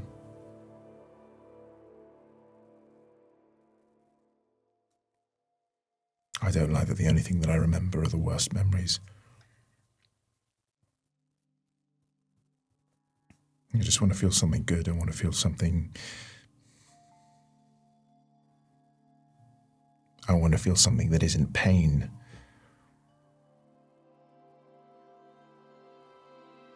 I'm trying to make good new memories. That's what I'm trying to do every single day. I'm trying to make good memories. But you don't know how hard it is when all you've known is mostly the worst feeling you could possibly feel. And I know that there's good there. I know that there's something in my past, something good that can make me feel happy, that can make me feel better than this. I know, and you're keeping it from me. You're keeping it from me. I ask you, and you show me whatever that was. You show me dragons. You show me, like, there's something good there. Come on. Come on.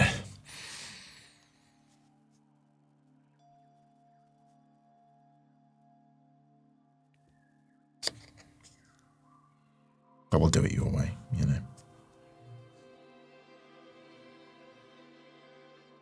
But I'm going to keep trying. I'm going to keep asking you. I'm going to keep asking you. And he looks for like a little, I don't know, like I'm trying to like find like a little vessel of some sort. Mm-hmm. Maybe searching for like a shell or like a container or something. Absolutely, there are shells and shells of nuts and also the shells of fish, shellfish. Okay. And he kind of like scoops up some of the water. I'm going to keep asking you. And you're going to tell me. Eventually you're going to tell me what I want to know, not what you think I need to know. Because you don't know me.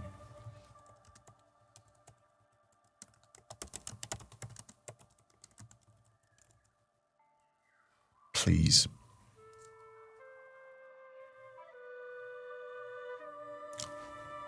I'm going to do it again. And then I'm going to do it again. And I'm going to do it again. And I'm going to do it again.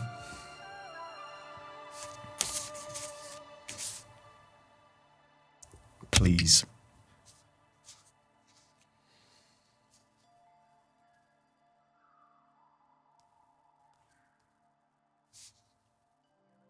Okay, well, you've been completely useless. I'm going to look around and kind of see if there's... Notice the trees and notice the wind to see if anything's kind of shifted, if there's any sort of response. Can you give me anything? Perception. Well, 7. Nothing.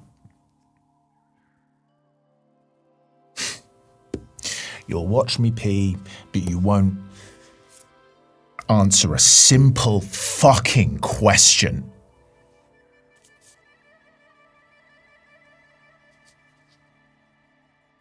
This is why it's probably all going to end. You could have helped me. I don't even know why I'm talking to you, but I know you can hear. I know you can hear. I know you can.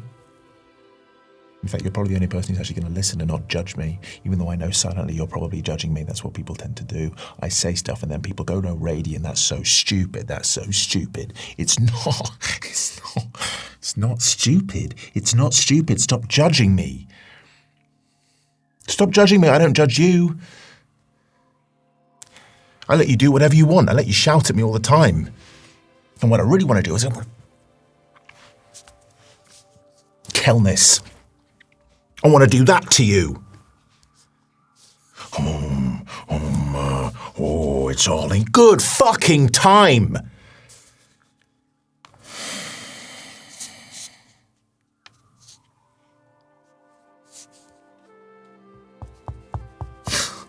Oh yeah, we're going to tell each other what we see in the water. Oh, I'm not going to say because it really hurts my feelings.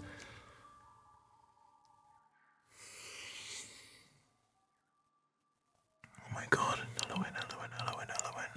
Your family, we get it. You get it, you have a family. You have a family that loves you. You loves your family. Well, how about you put some of that energy into us, as opposed to judging us all the time, sitting there drinking wine, just judging. Oh, I'm going to go and, thick as the forest or whatever.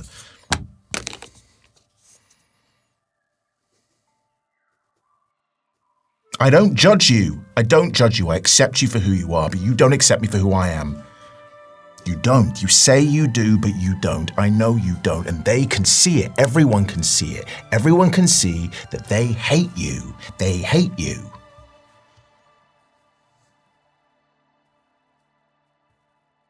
Whatever, fuck him. You've been completely useless, all of you. Every single one of you.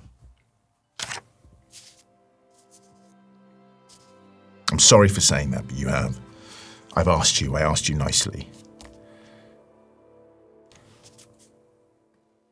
Okay, well. Thanks for listening. And he's just gonna... And as you do, a wave crashes against the jetty, sends water all over your back.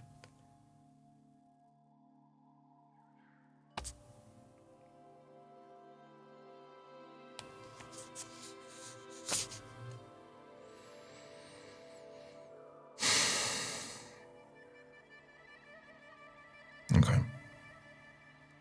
Well, fuck you too. I'll take a little break there. Hello, hi, how you doing? I'm Alex Jordan.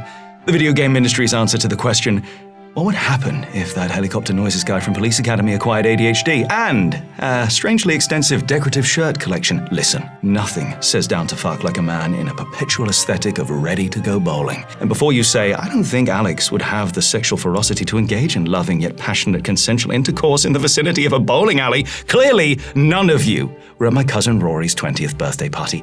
And I don't like to dwell, but I've had sex in other places too, several H&Ms. My Aunt's aviary, twice, the pork pie section of Fornham and Mason, and during the interval of a rather moving touring theatre production of Bertolt Brecht's Mother Courage, because I'm not scared to cry during the act of making love. As I'm sure we can all agree, emotions are the orgasms of the soul. And on the subject of soul, I'll be real with you for a second, but only 1 second, as it's highly likely that I'm going to get distracted by, oh my God, that's a lemon. That's a lemon. That's 2 lemons. Okay. What was I talking about? I'm going to assume it was these lemons. It was not about the lemons. It was about patreon.com/natural6. It helps keep this show running, and it's also a place where you can sign up for cool extra stuff, behind-the-scenes content, extra shows, extra lemons. No, extra lemons, which is admittedly a shame. Patreon.com/natural6. A place where lemons are surprisingly unwelcome.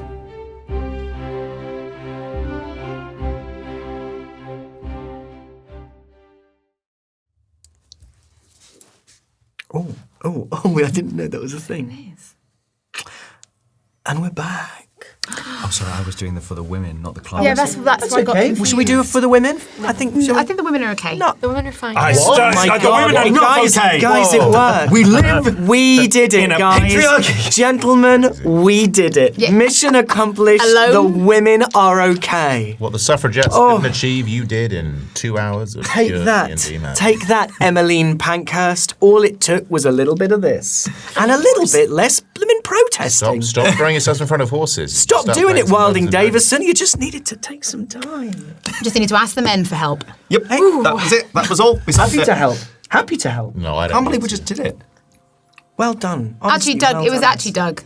It was all Doug. Can't have been. I can't have been. I've never seen him do that by himself. No, that's why we trust Doug the most. I've told you, you're horrible. No, you're People. you're safe men. Oh, You're thank naughty you. boys. Oh. He's not the Messiah. He's a naughty boy. I still haven't forgotten about that comment. I know. No, of course not. You are unbelievably thin-skinned. It's only been a few hours. Your skin is like a butterfly's wings. It's almost gossamer. Honestly, I cannot wait, right? Because as we know, we're about to go on a little filming hiatus. We are. I cannot wait for the fact that Ben is going to stew on this for a couple of months. And prep and plan. And I cannot wait to see what arrives on the other I side. think it's going to be a little slutty. No, If it's Ben's an outfit, gonna- I think it's going to be a little slutty. Ben's going to prep and plan and then just not bother at the last minute because there's been something else to think about. He's going to go all this thought, he's going to plan all these things and just not bother. And at the 13th hour... Yeah. When I come back in looking really sexy and dressed really sexy and stuff, it's your fault. It's your fault. What does dress sexy even mean to you? We all know what that means. Oh, Ben in his mankini. Have you not seen it? It's just sexy. There you go. Well, the way Ben wears it, I'm is going to sexy. say I don't want you to do that. What? A window of I'm going to say I opportunity. don't want you to do that. That would get us banned. I'm going to say I don't consent to that, and I would like you to cover up your. I would say. You have no choice but to look at it. It's like looking. It's like Call of the Void. You have to stare directly into We've it. all seen your hairy chest. Jesus Christ. When? When you went for a wee that time, and the trees told us. I miss them. So it is mid-afternoon. It is. You were last in this, not so much tavern as sort of communal dining hall. Elowyn climbed one of the Always Towers and has sat up there as the sun starts to set. And I would say, unless there is anything really pressing that other people would like to do after a little time has passed and after the sun starts to set over the tops of the trees of Lathy Forest. I definitely goes out for a wee, but very intentionally does a little palm on a tree as if to be like, it's okay, I understand. Leans against the tree like a drunk man. No, there's far more care with it. Well, I did say that the trees were kind of in the far distance, so there is kind of a I've gap. gone a long way. You've Gone a long way. I had a real intent to you let the want trees to know that go I get it. into Lathy to have a piss. Because I am going to make there. I can't tell you the consequence of that, and I can't save you from them if you decide that you want to roleplay this hard. You want to piss in a moving Remember, forest if you play alone. stupid games, you'll win stupid prizes. No, I sees how far away the trees are Yeah. and decides to piss where he is. Just stands there. His pants. Which he is wearing, even though we forget that he is wearing trousers. It's He's another not comment Winnie where the he pisses his Poohing. I pants. always think I he's think Winnie the he is Poohing, too. but I he's say not. Donald Ducking, but Yeah, I would He's say Rupert Bearing. He's not He'd Winnie be the fully Pooh, he's Winnie the clothed. Pissing. He undoes, and he certainly doesn't just do it in the middle of like where everyone is. He takes himself to a point where he's just like, he feels like he's communing a little bit with nature. Okay. It's important that we Here's do the that. thing, he's kobolds. Kobolds will be very used to just pissing out in the trees and stuff. Which is so- why I'm wondering why you're finding the reason to narrate it. You know, because we're Can't take it back. because here's the thing. gone. Floor is I yours. just want to keep adding rich world building Thank you. to what you've created because The you've skeleton- created the a skeleton very I've nice created. scaffold. Yeah, it's a scaffold. Yeah. You know, You know you haven't and done it right I've if you don't gone get and Harry I've typing. gone like what I want here is the Sistine Chapel. Yeah, and I've just given you. You've given I've me- given you a mural outside an Asda. Yeah. And then you have also gone. Oh, by the way, there's some leftover paint. So you're saying that? You know? Are you saying that Harry's the Sistine Chapel and you're the roof? No. I'm Michelangelo. No, he's not saying. You're Michelangelo. I'm Michelangelo. He's Mickey Paintbrush. I'm saying that my piss is paint. It's the finger. He's saying your piss is the birth of man. Yeah, and I'm about to create something Creation that of will Adam. last for generations. To be fair, this isn't the weirdest thing. I did roll for having a wet dream, so we're all even here. Yeah, you're I right. think we're even. I think we're all even. I think that's. I think We're it's- even. Countess, do you want to do anything? It's not a yes and genuinely. It's not a challenge. I think He'd do a piss. before I go to sleep, I just have a little walk over to listening.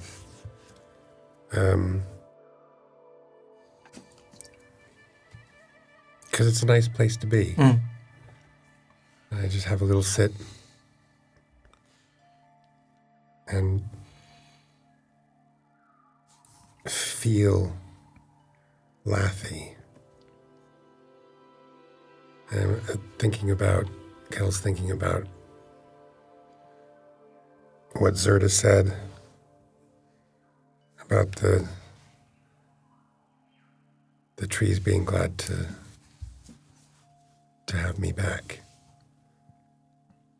I think he does feel that. He feels the familiarity of, even though he's not in the trees, he can feel them. And he's just having a moment of quiet contemplation in listening. You know that feeling when, I don't know if this is universal, it's certainly something that I experience when you stand at the edge of the ocean and you're comforted and confronted by how insignificant you are at the vastness of all of it, and you breathe out kind of more air than you realized was in your body. And you sort of let go of, Kel in this moment perhaps lets go of a tension or a stress or a sense of endeavour that he's been clinging to subconsciously for a really long time. And it feels to you like for the first time you are really still and you are really entirely somewhere. When the rest of them get back to Zerda's tent, do they find you there? Zerda's Radiant? Yeah. Great. Absolutely. Are you, what are you doing? I would say I'm just kind of sitting in the corner, having a little trance. Not really wanting to be, not actively saying don't speak to me, just very much, they would notice that I'd left, that I'd come back to the tent and I was doing exactly what I said I was going to do. So that. Yeah. And is there anything anyone else would like to do before you rest tonight? Any conversations you want to have or things you want to do? Ready to rest? Yeah. Waited probably outside until it's dark, so I imagine some of you might even be asleep by the time I even get back. After Kel returns from listening, he's in a very contemplative mood. And he's quietly working away at something. Carving something. But anybody who's observant or observing, you can't see what it is, but it looks like, it's not the broad carving of a new project. It's something that's coming to some kind of completion. It's like fine work. Fine work, yes. I think here you can roll a sleight of hand with advantage, working on this here.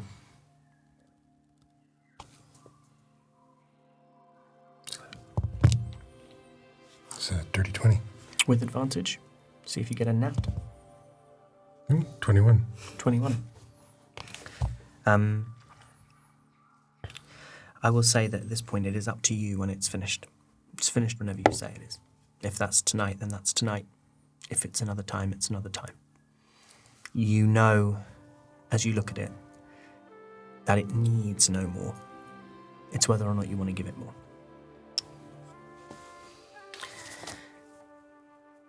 And you sleep. For those of you who've never been to Lathy before, which is all of you other than Cal, it's a slightly strange feeling. You've all spent time in woods. You've all spent more nights than you can count under the stars in some way, shape or form. And here you are under canvas in this warm yurt with this fire smouldering at the centre of it. It's gently perfumed air. It's not overwhelming. There are this kind of waves of lavender and eucalyptus that drift over you. But you're used to hearing The noises of a forest being the noises of animals shifting and moving, and birds overhead, and the disturbing of dried leaves and small stones or twigs under the feet of rodents and small mammals. And this is something different. It sounds more like being next to, for those of you who have been next to Seren for any length of time, like a series of waves crashing on the shore. Because there's the creaking of innumerable trees as, particularly when night falls, they take steps and uproot themselves. And Lathy, whatever it was, when the sun rose this morning, is changed forever and will be changed forever and will be different by the time the sun rises the following morning. And that sun does rise, and you wake with it early. Cal actually probably is. When you know you have something important to do the next day, and you know we all set our alarms, but you end up waking 5 minutes before your alarm goes off. I think it's his internal alarm clock goes off before everybody else's, and he gets up and he makes his way back to listening to watch the sunrise.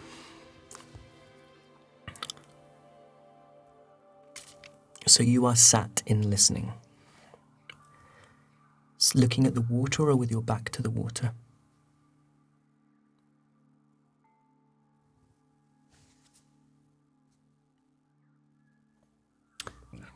Don't think he's actually looking at the water. I think he's actually looking at the center of the stone circle. As you first walk out of Zerda's hut, there is a mist that's sitting heavy on the ground. It sits like a layer of cloud over Noit Kelfer, obscuring even the jetty. And away to your right-hand side as you look, it swirls around the canvas of the market. As you turn back and look at the yurt, it is twisting too around that canvas until it reaches this opening where still smoke sort of drifts out into the morning. And you go to listening, and you sit listening and waiting for the sun. And when it first emerges over the top of the trees, it feels like it's behind you, and then it's suddenly on your right. It's hard to tell east from west and north from south. In a way, it's how you've always found it so easy to navigate in the world beyond this forest. If you can navigate here, you can navigate anywhere. And Lathy, the trees themselves seem to move in this murk. Their colours quietened by swirling grey. And the forest shifts, trunks disappearing and reappearing. It's like the forest is jostling for position. You see snow shaken from the leaves and branches falling to the ground as if a sudden squall has blown in, though there isn't a breath of wind. Roll me a perception check. It's a natural 20. Your attention is caught by something. Against the darkened trunks, something is visible on the tree line. Spectral white, as if made of the mist itself. It's a stag. The body of this stag, flesh and fur, but where the head is, you see only bone, bleached skull, empty eye sockets that stare back at you. And perhaps it's instinct, but you turn And you look away, and there is another. This skull, the full fur-clad head of a stag, but the rest of the body is bone. Behind you is another, and away to the other side is another. These with either hind legs or forelegs that are only bone. There are 4 stags, staring all at you from the edge, the distant edge of this forest. How far apart are they? They are, to put it in the sort of terms that would be useless here, at compass points.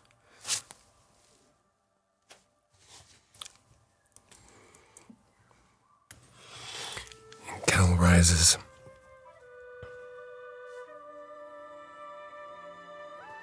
And,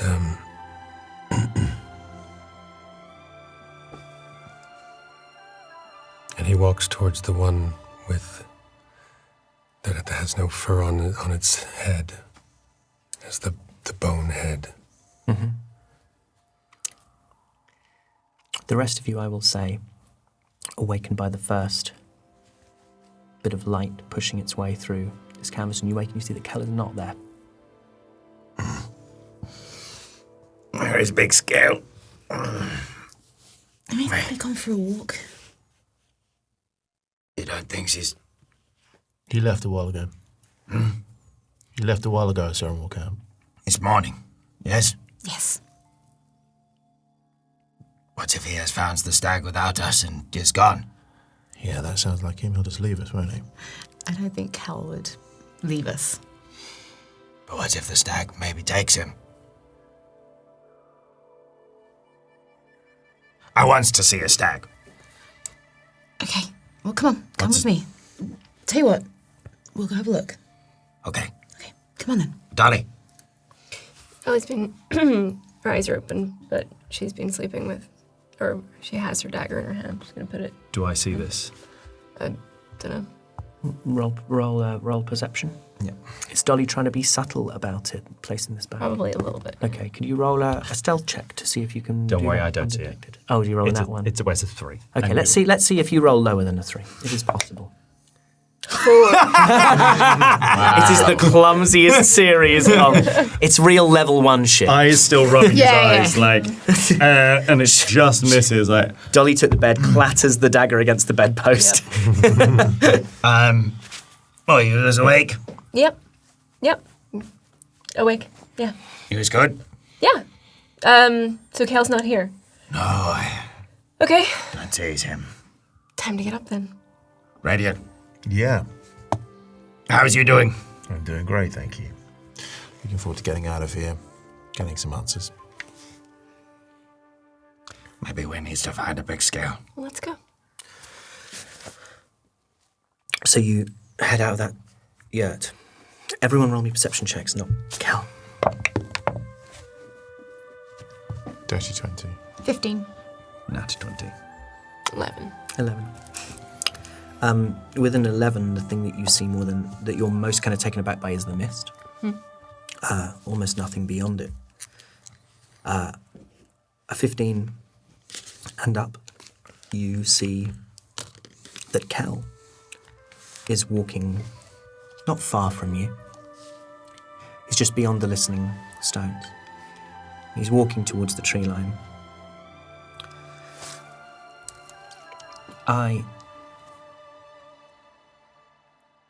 You can see something. You can see that Kel is walking towards something translucent, half-formed, but it could absolutely be a stag. Does anyone else sees that? Let me tell you what you see. You absolutely do not see anything, Radiant. Neither do you, Dolly. Elowin, you see this semi-translucent. It is what Kel, I mean, not that you know this, but what Kel is seeing is like a physical thing, a real, almost tangible thing, in the same way that you could see it's spectral but it's kind of solid in that it has sort of, it's almost like the edges of it blur into mist, but the centre of it is really solid. What you two see is almost like a shadow of it, as if viewed through a dragonfly's wings. I think with like the mist and Kel just walking towards the tree line on his own, it's probably quite eerie. So I'm gonna grab I by the hand and kind of start running towards Kel. And then as you grab, I'm going to go, I think we should not be loud. Kel, you rolled a nat 20 on perception originally, right? So I'm going to say that your senses in this moment are really heightened, and although I instruct Elwyn not to make too much noise, you are aware of movement behind you. Why are we running into the mist as if this place isn't disorientating enough?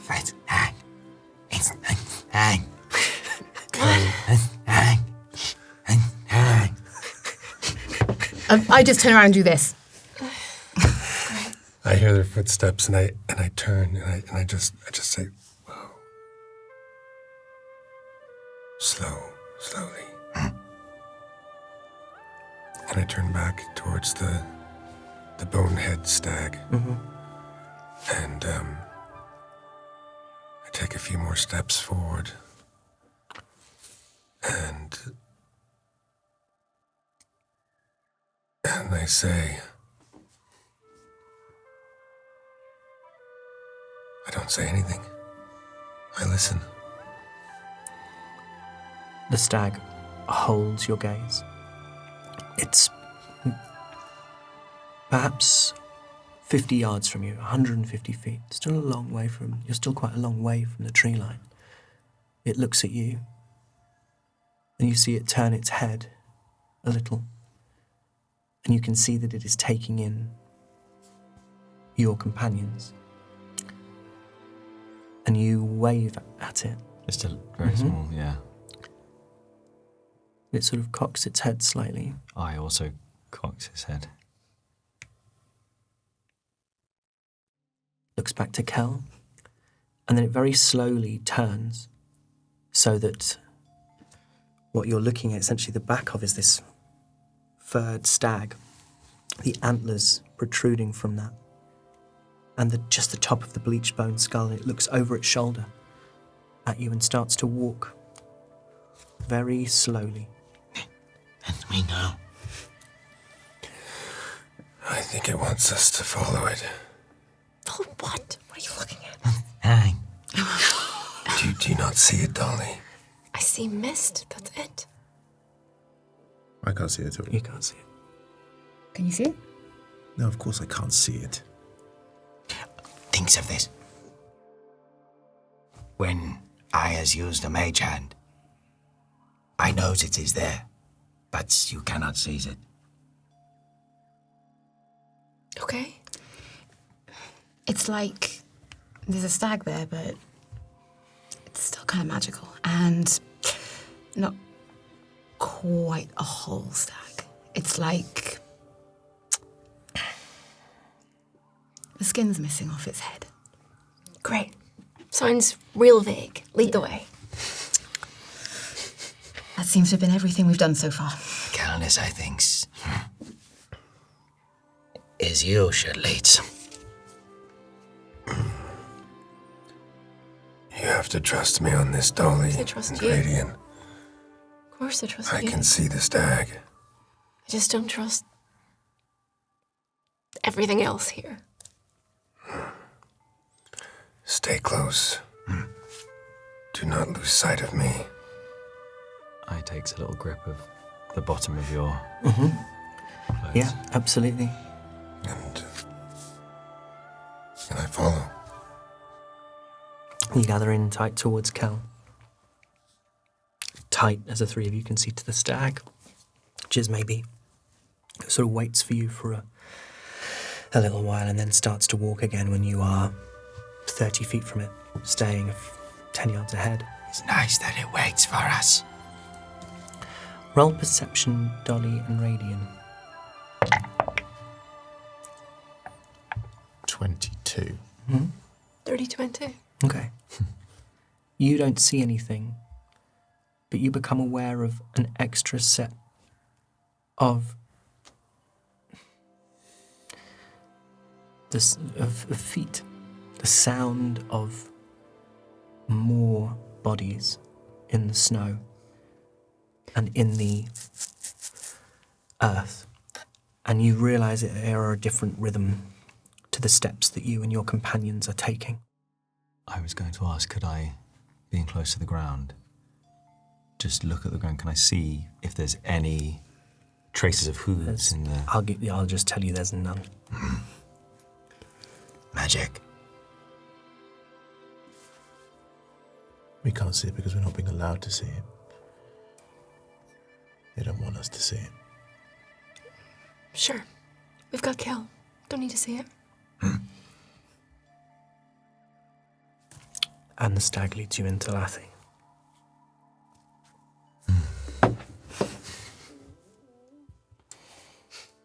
That's the sound of a tree moving.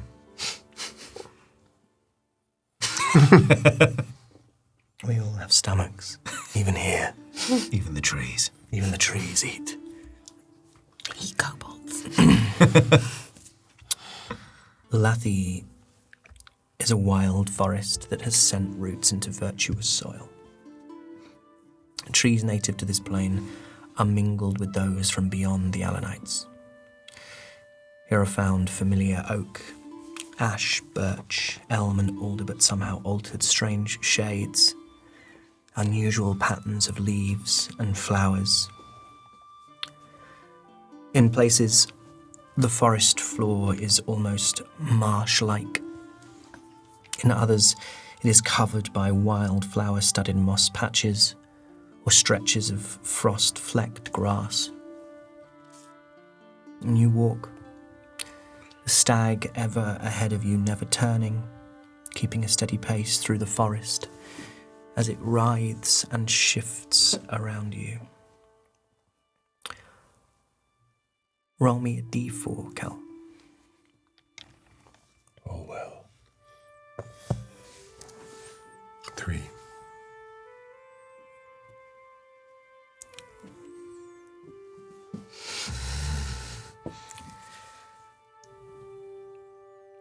As you move through the forest, you see, again, things that you would expect to see. Little squirrels and rabbits. None of them seem to be concerned by the approach of the stag. It's almost as if they don't see them. Instead, it's your footsteps that they react to. It's your presence that their heads turn towards. And they are sent dashing through the forest away from you, and soon, within moments, it's almost as if a curtain is drawn behind you. And even though you look behind where you should be able to see the edge of the tree line and the mist-wreathed surface of Noit Kelfer and Zerda's yurt where you spent the night, and the listening stones and the canvas of the market, it's all gone. And you have the sensation, all of you, of being deep in the forest very fast, in a way that defies logic and your understanding of space and time. And Kelnis, this is just as it was, just as it always was. It's less like you move through it and almost as if the forest moves you or moves around you. And that forest brings you somewhere. It brings you to a grove of winter flowers. The far-off light of day that pierces the canopy casts beams of yellow onto the powdered white of the forest floor. And there are 2 stones at the centre. One long and smooth-topped, covered in moss, the other smaller, a few yards beyond. And the stag stands in the centre and turns and looks at you. There seems, in its... the fact it stopped to be something significant about this place. It's a place you remember. It's a place you know very well. It's a place you saw in the... It's a place you saw in Neutkelfer yesterday. What is this, big scare? Why have you stopped? This is what I saw in my vision yesterday. What, us here? Me, here. Did you see the past or the future now? Did you see us being here now?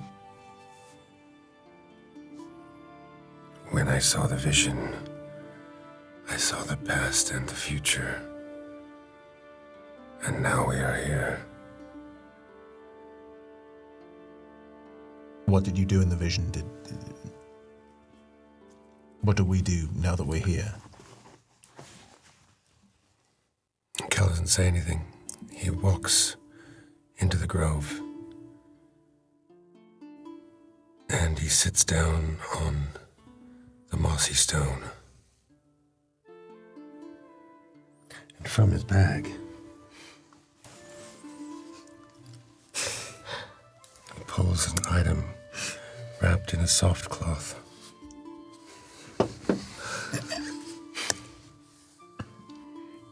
No way! What? Dog cockle. And you see a flute, a wooden flute, hand carved.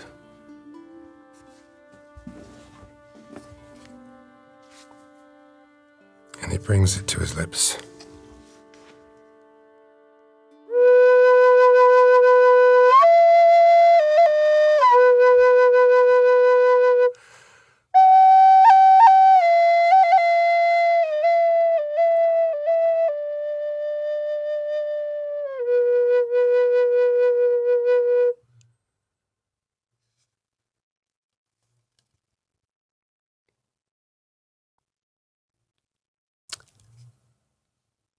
Ariana used to play the flute for me here in this grove.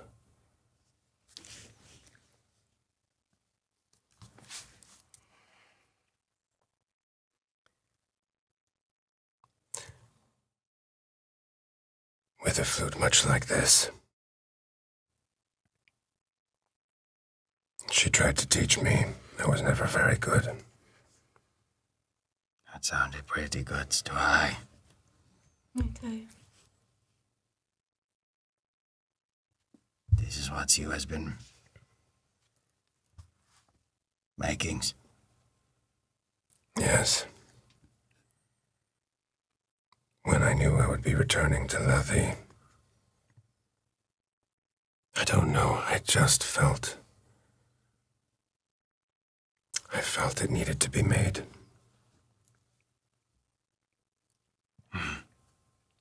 Is that why the forest brought you back here? To the grove? Mm.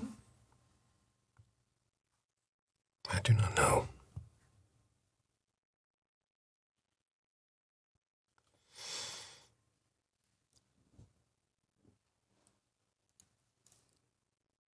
But the stag has led us here.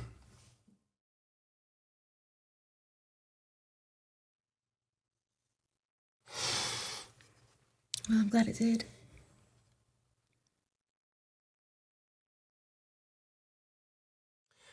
This flute is made from mahogany, from Lethe, a branch that was blown down many years ago. It has been in my bag for over 20 years. And now it is this. Did you always know it was going to be that? I never knew what it would be. Just felt like it was the right thing at the right time.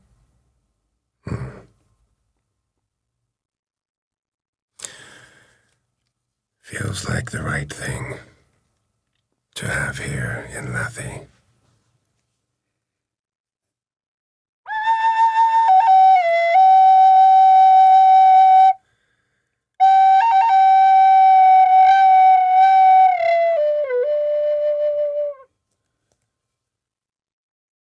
Kel sits and he plays.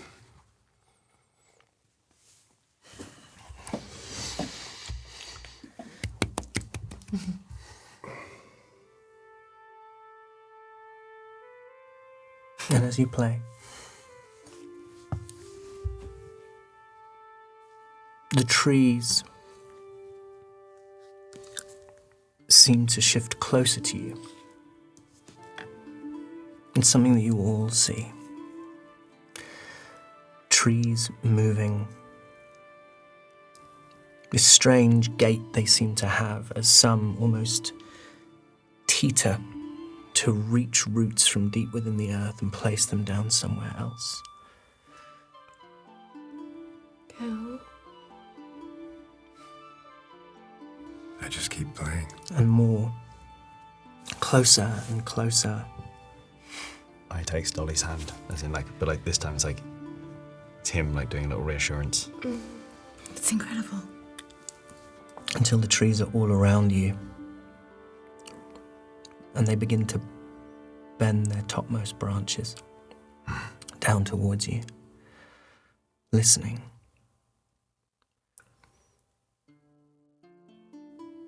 There is a moment when you bring the flute down from your lips and you hear in your head,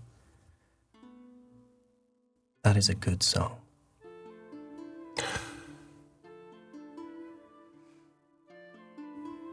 Big scale. What is going on? They spoke. What Do do you mean?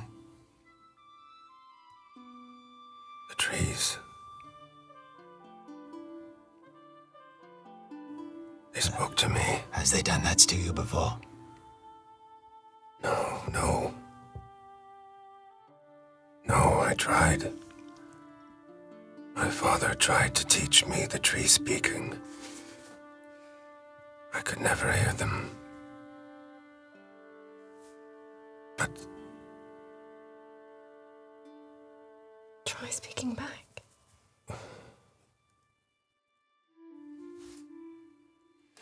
What did they say? they said they liked the music. Well, thank them. Thank you. You hear a like a sound of acknowledgement or amusement in your head. What is they saying? They didn't say anything. They just grunted. Like this. Seems like they is a bit like you. Yeah. Or maybe you're a bit like them. And Kel stands and he approaches one of the nearby trees and reaches out to touch it. And as you do, a branch moves and sends out shoots that wrap themselves around your forearm. Kel? It's okay.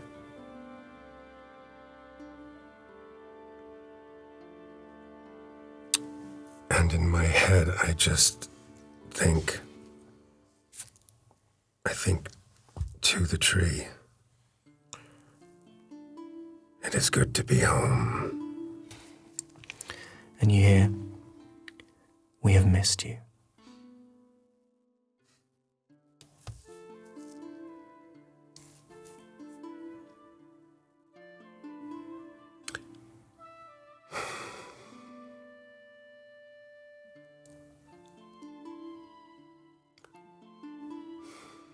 I have not been home in many years.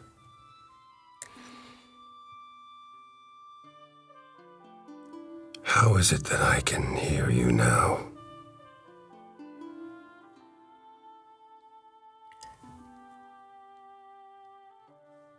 You were loved here, Kelness. Loved here by many whose last thought was of you. There is strange power in that.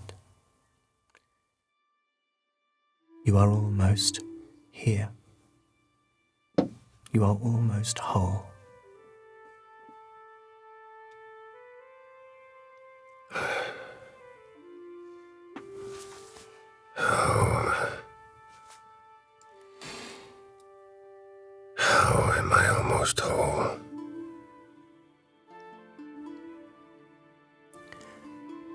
there is still a little left of yourself that you fled in the forest. The stags will show you.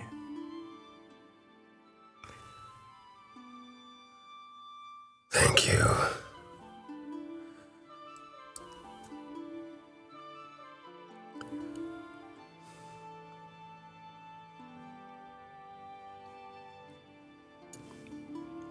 I'm so pleased to be able to hear you.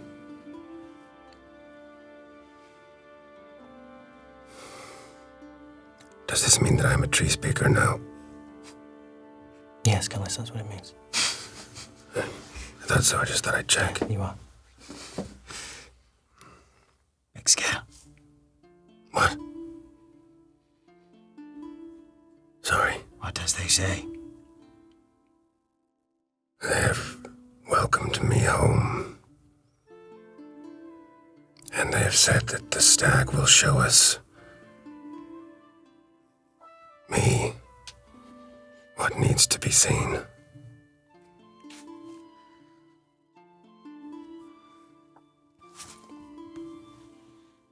And I kind of Kelnis leans into this embrace. And with his free hand, he literally hugs the tree. And you hear from this proximity, and when these trees speak, it's with all the voices of the forest. It's like a chorus that speak to you all at once. And they are voices as one, but as diverse as the trees themselves. And you hear, almost like a whisper, there is one who has long waited to see you. Follow the stag.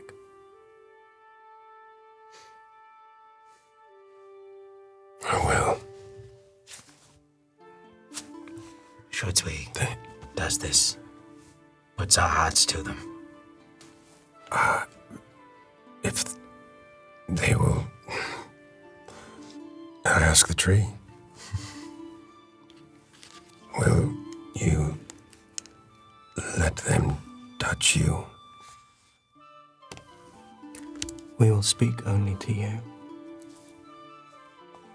But they are not forbidden here. I would very much like to show them the sight from atop. From atop your magnificence.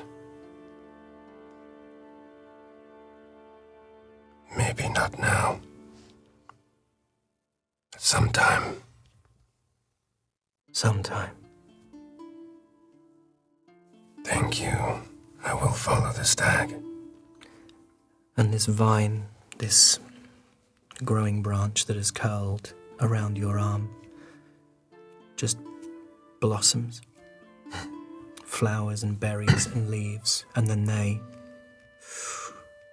retract, wither, fall to the ground, and uncurls from your arm. The trees stand. And you turn and the stag has begun to walk. The trees have told me that we should follow the stag. All right. I cannot tell you how very important that was for me. What does it feel like?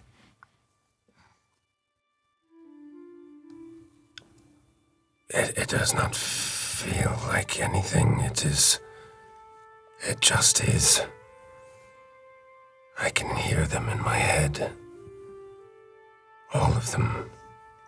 But how does that make you feel?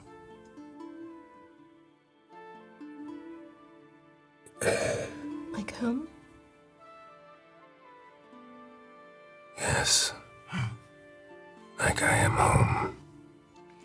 But more than that, They said something about people whose last thoughts were of me,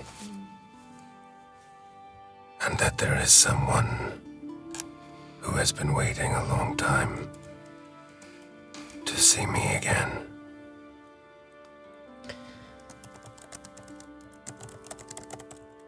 Well, we should follow the stag. You still can't see it? No. Just so you know, Kel, we'll follow you as well as the stag. Some of us have to follow Kel. And some of them actually can't see the stag anyway, so they're following us, following you, but we're... Yes. With you, Big Scale. We're here. We should go.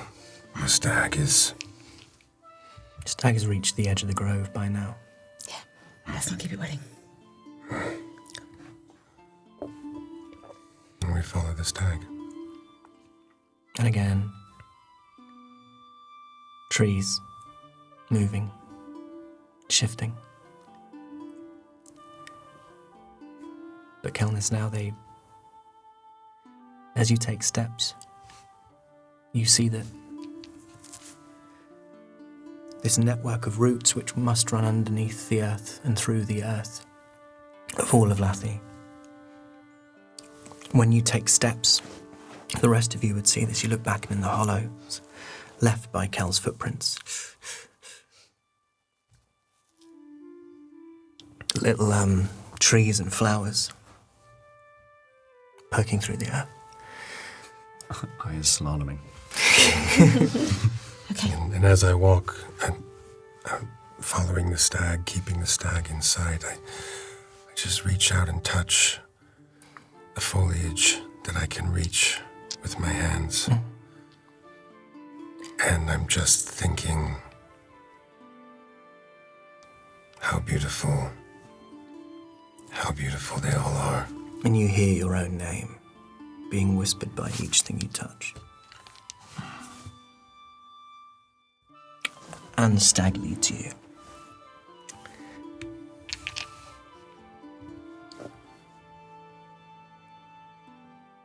Deeper.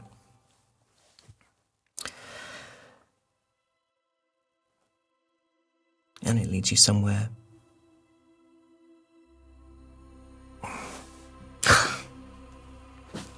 It leads you somewhere that you've all seen. It leads you to an old oak tree, as ancient as the forest, perhaps given all you know, a seedling that predates the birth of the world. You've seen this tree before. Crooked branches curving almost to the point of a spiral, leaves clinging to the gnarled and knotted limbs despite the chill of winter. There is a hollow at the base of this tree. A hollow in which you once found something precious.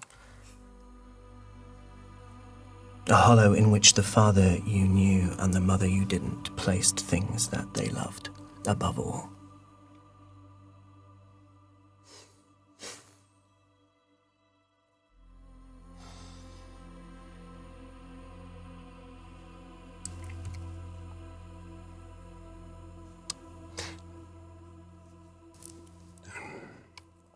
It's okay.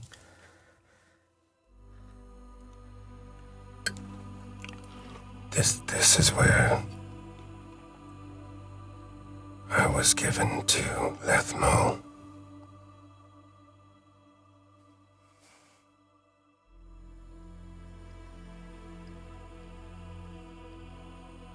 This is where my mother hid me.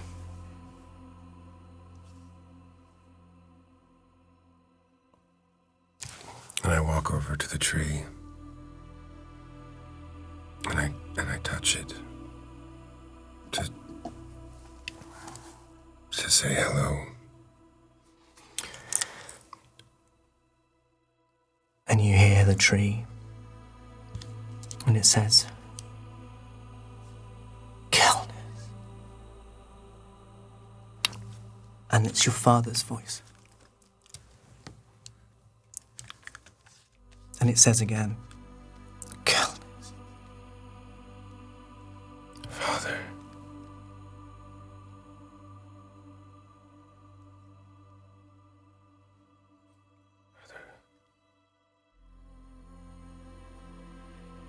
I run my hand down the bark, and I kneel at the base of the tree to find the hollow that I know is there. Mm-hmm.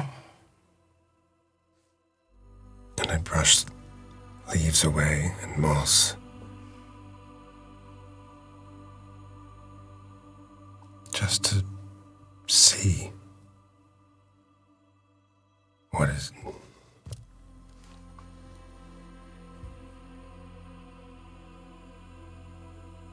to see my beginning.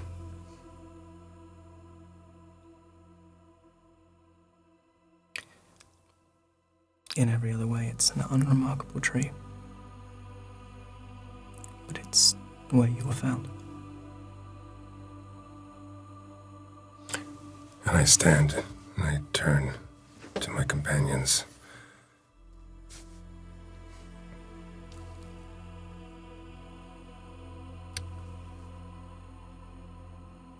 You have seen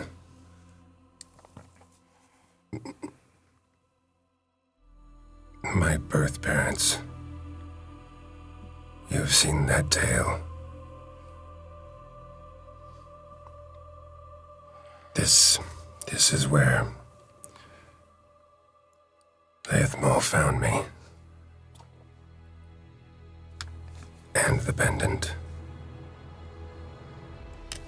And took me home.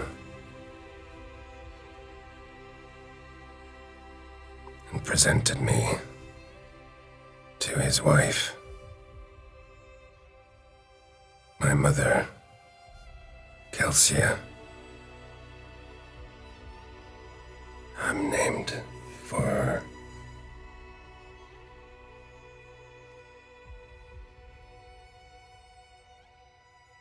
I have not seen this tree since...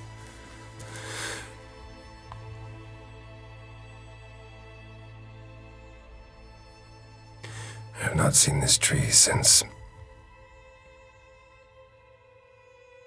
the day that I discovered my village burned.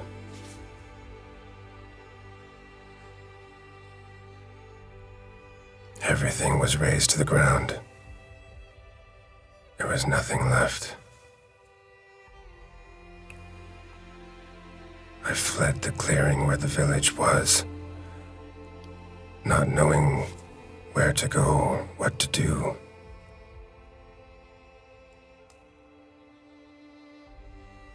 Lathi led me to this tree.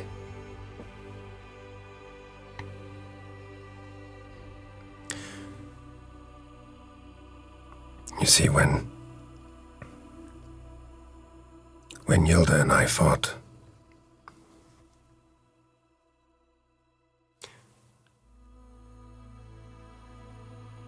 over Iriana, he accidentally pulled the pendant from my neck, and my dragonborn self was revealed.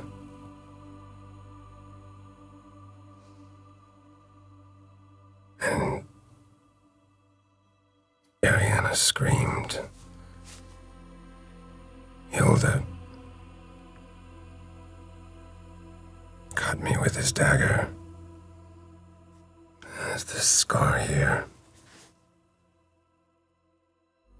And in my horror, I burned him.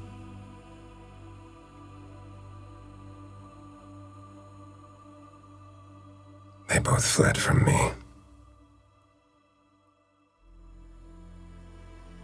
I went home to Laethmal.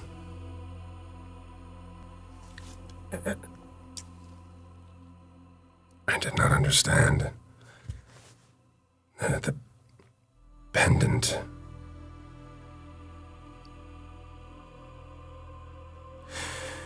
I threw it at his feet.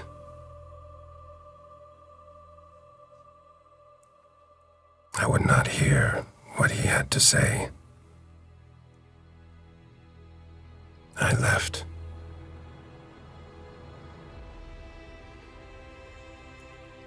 I swore never to return.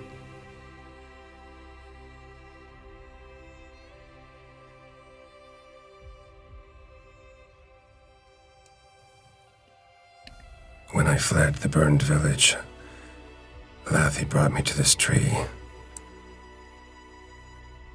And at its base, I found the pendant.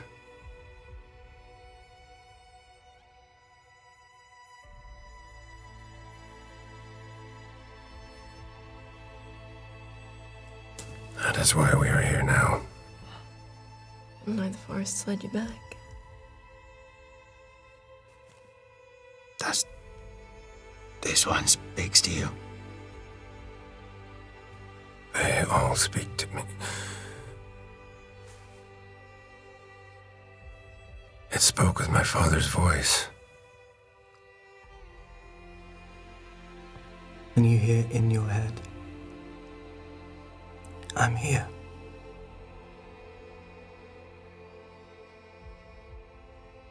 Big scale. I do not, It's okay. I can hear him in my head. My father speaks to me. Through the tree. Yes. I do not understand this. You hear in your head,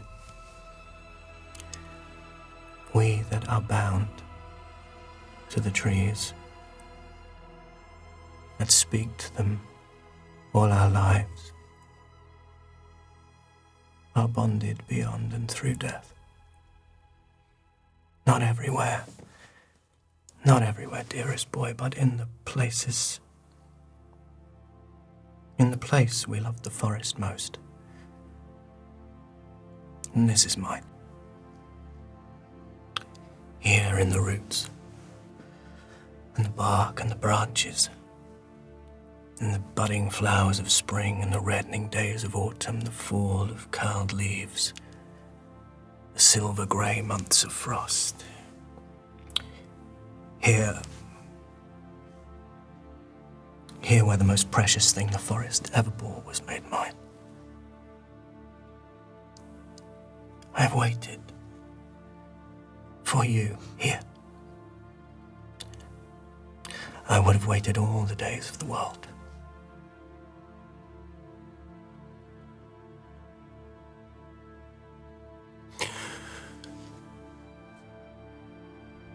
I have missed you. I have missed you.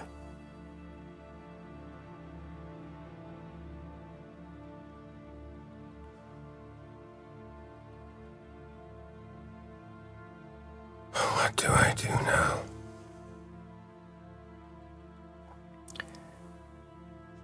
You've been brought here because you blame yourself, Countess. But I do not.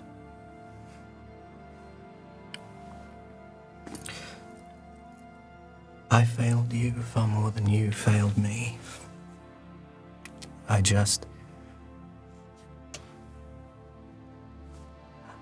I wanted you to be mine, and your mother's. Ours only, the forest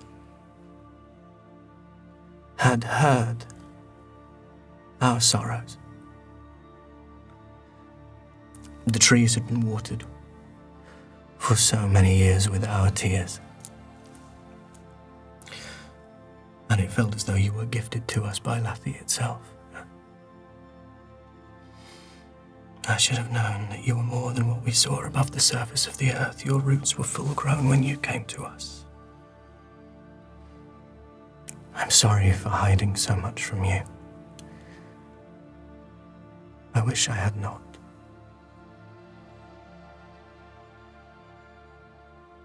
I felt so betrayed. Father, I felt so betrayed.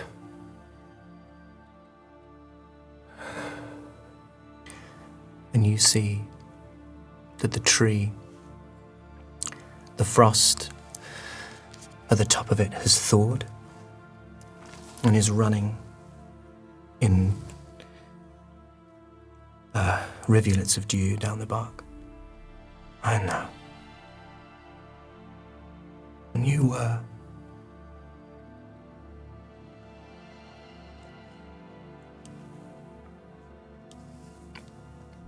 I was so angry.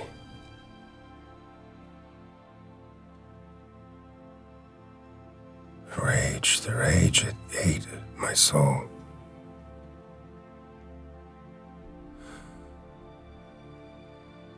I am sorry, Father.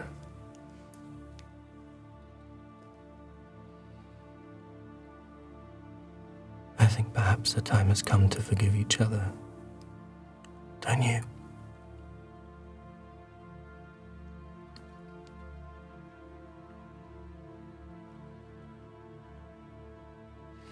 Yes.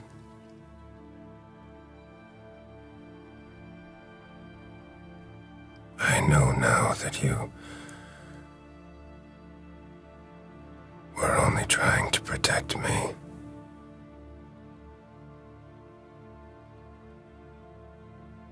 Thank you.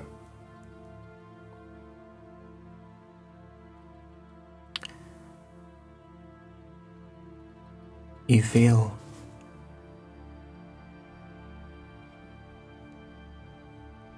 the oak tree uncurls. This crooked tree almost rights itself, and its branches reach out and wrap themselves around you. And Kelnis weeps. And the tree lifts you off the ground, and it just cradles you, brings you in close to the trunk, and you can hear him saying, "I'm here." And Kel just hugs the tree back and sobs into its bark, into its leaves. And just lets everything go.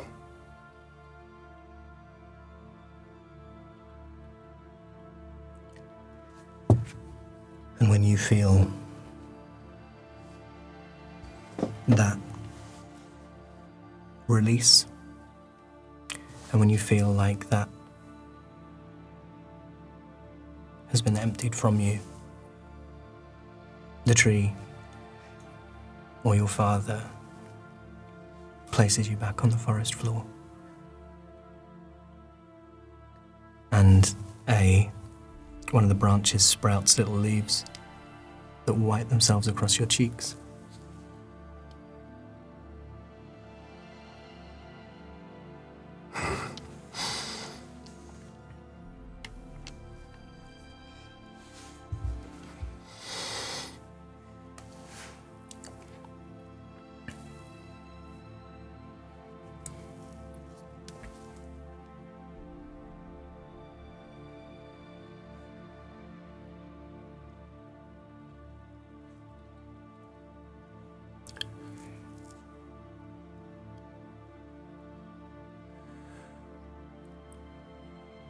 Father.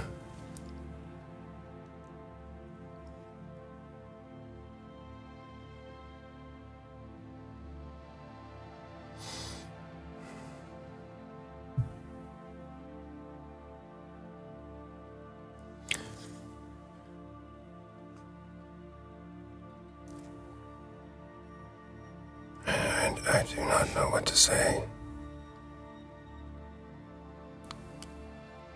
I hear you are a Treespeaker now. I am. Like you. So like me. When everything else is done and said, you will return to the place in the forest you love most. We have plenty of time for words.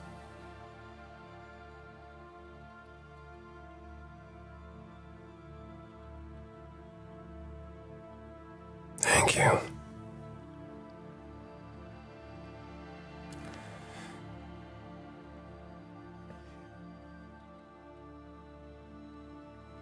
How will I find you again? Every time I came back, I could never find this tree. It was as if Lathy had hidden it from me. It had. It was not the time. The forest knows.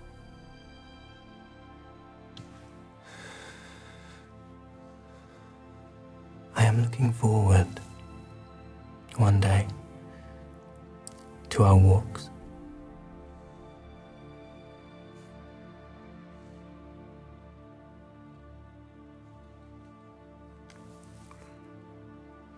I will return.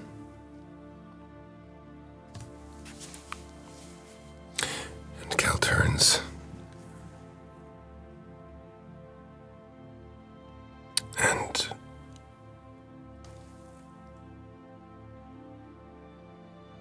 he looks at his companions. And he says,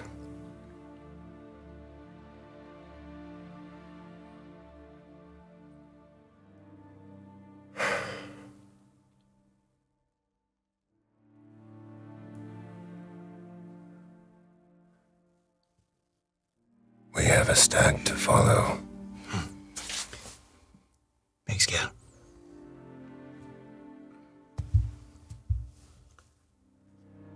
This is him, but not him. Yes. And I reaches in. He has exactly 5 spoons that Kel has carved. And he walks around, he gives one to each of the party. He walks up to the tree and he says, I know I'm not a Treespeaker, but with promises we will look after him. and he puts a spoon in the little hole, in the little Hollow. hollow at the bottom of the tree. I do the same when I say, and I promise he looks after us. Put a spoon in there as well. Sort of go up, put the thing down.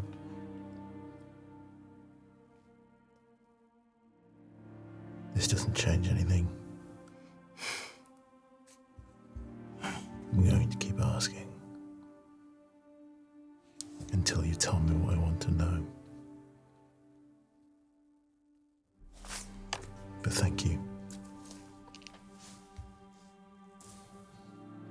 And I put my spoon in the hollow, and I cover it back over with leaves. And I gently pat it down. And I stand. I straighten my clothes are a bit ruffled and knotted from being held. And I look for the stag. And the stag steps beyond the edge of the grove, and the last thing you see before the forest closes itself like a curtain behind you is that oak tree, its branches curling around again, just as it was when you first saw it.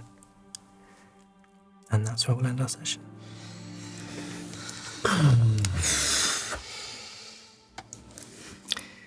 Thank you very much, everyone, for joining us for episode 54 of our adventures in the world of Reliquiae.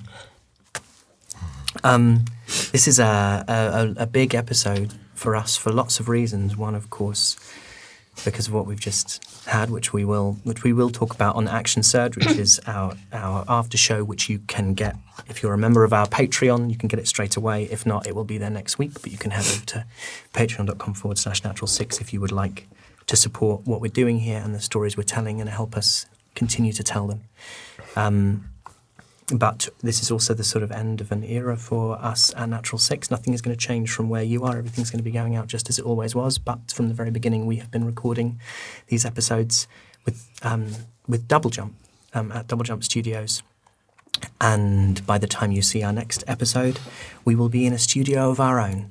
And in terms of people who have helped us tell these stories and made it possible for us to do so and tell the stories that people care about, there has been no one who has been more important to that than Double Jump. So Seb and Cam and Sam and Barney and Haley and Kenny and Mason and everyone who's been here in all this time, we are so grateful to you guys for helping us make this show and making it possible and making it more than we could possibly have hoped for. And we will remain great friends, but we'll miss you all very much. And that's it. That's it for a while. For us, we're going to take a little break from the table, but as I say, normal service will continue just as you have come to expect.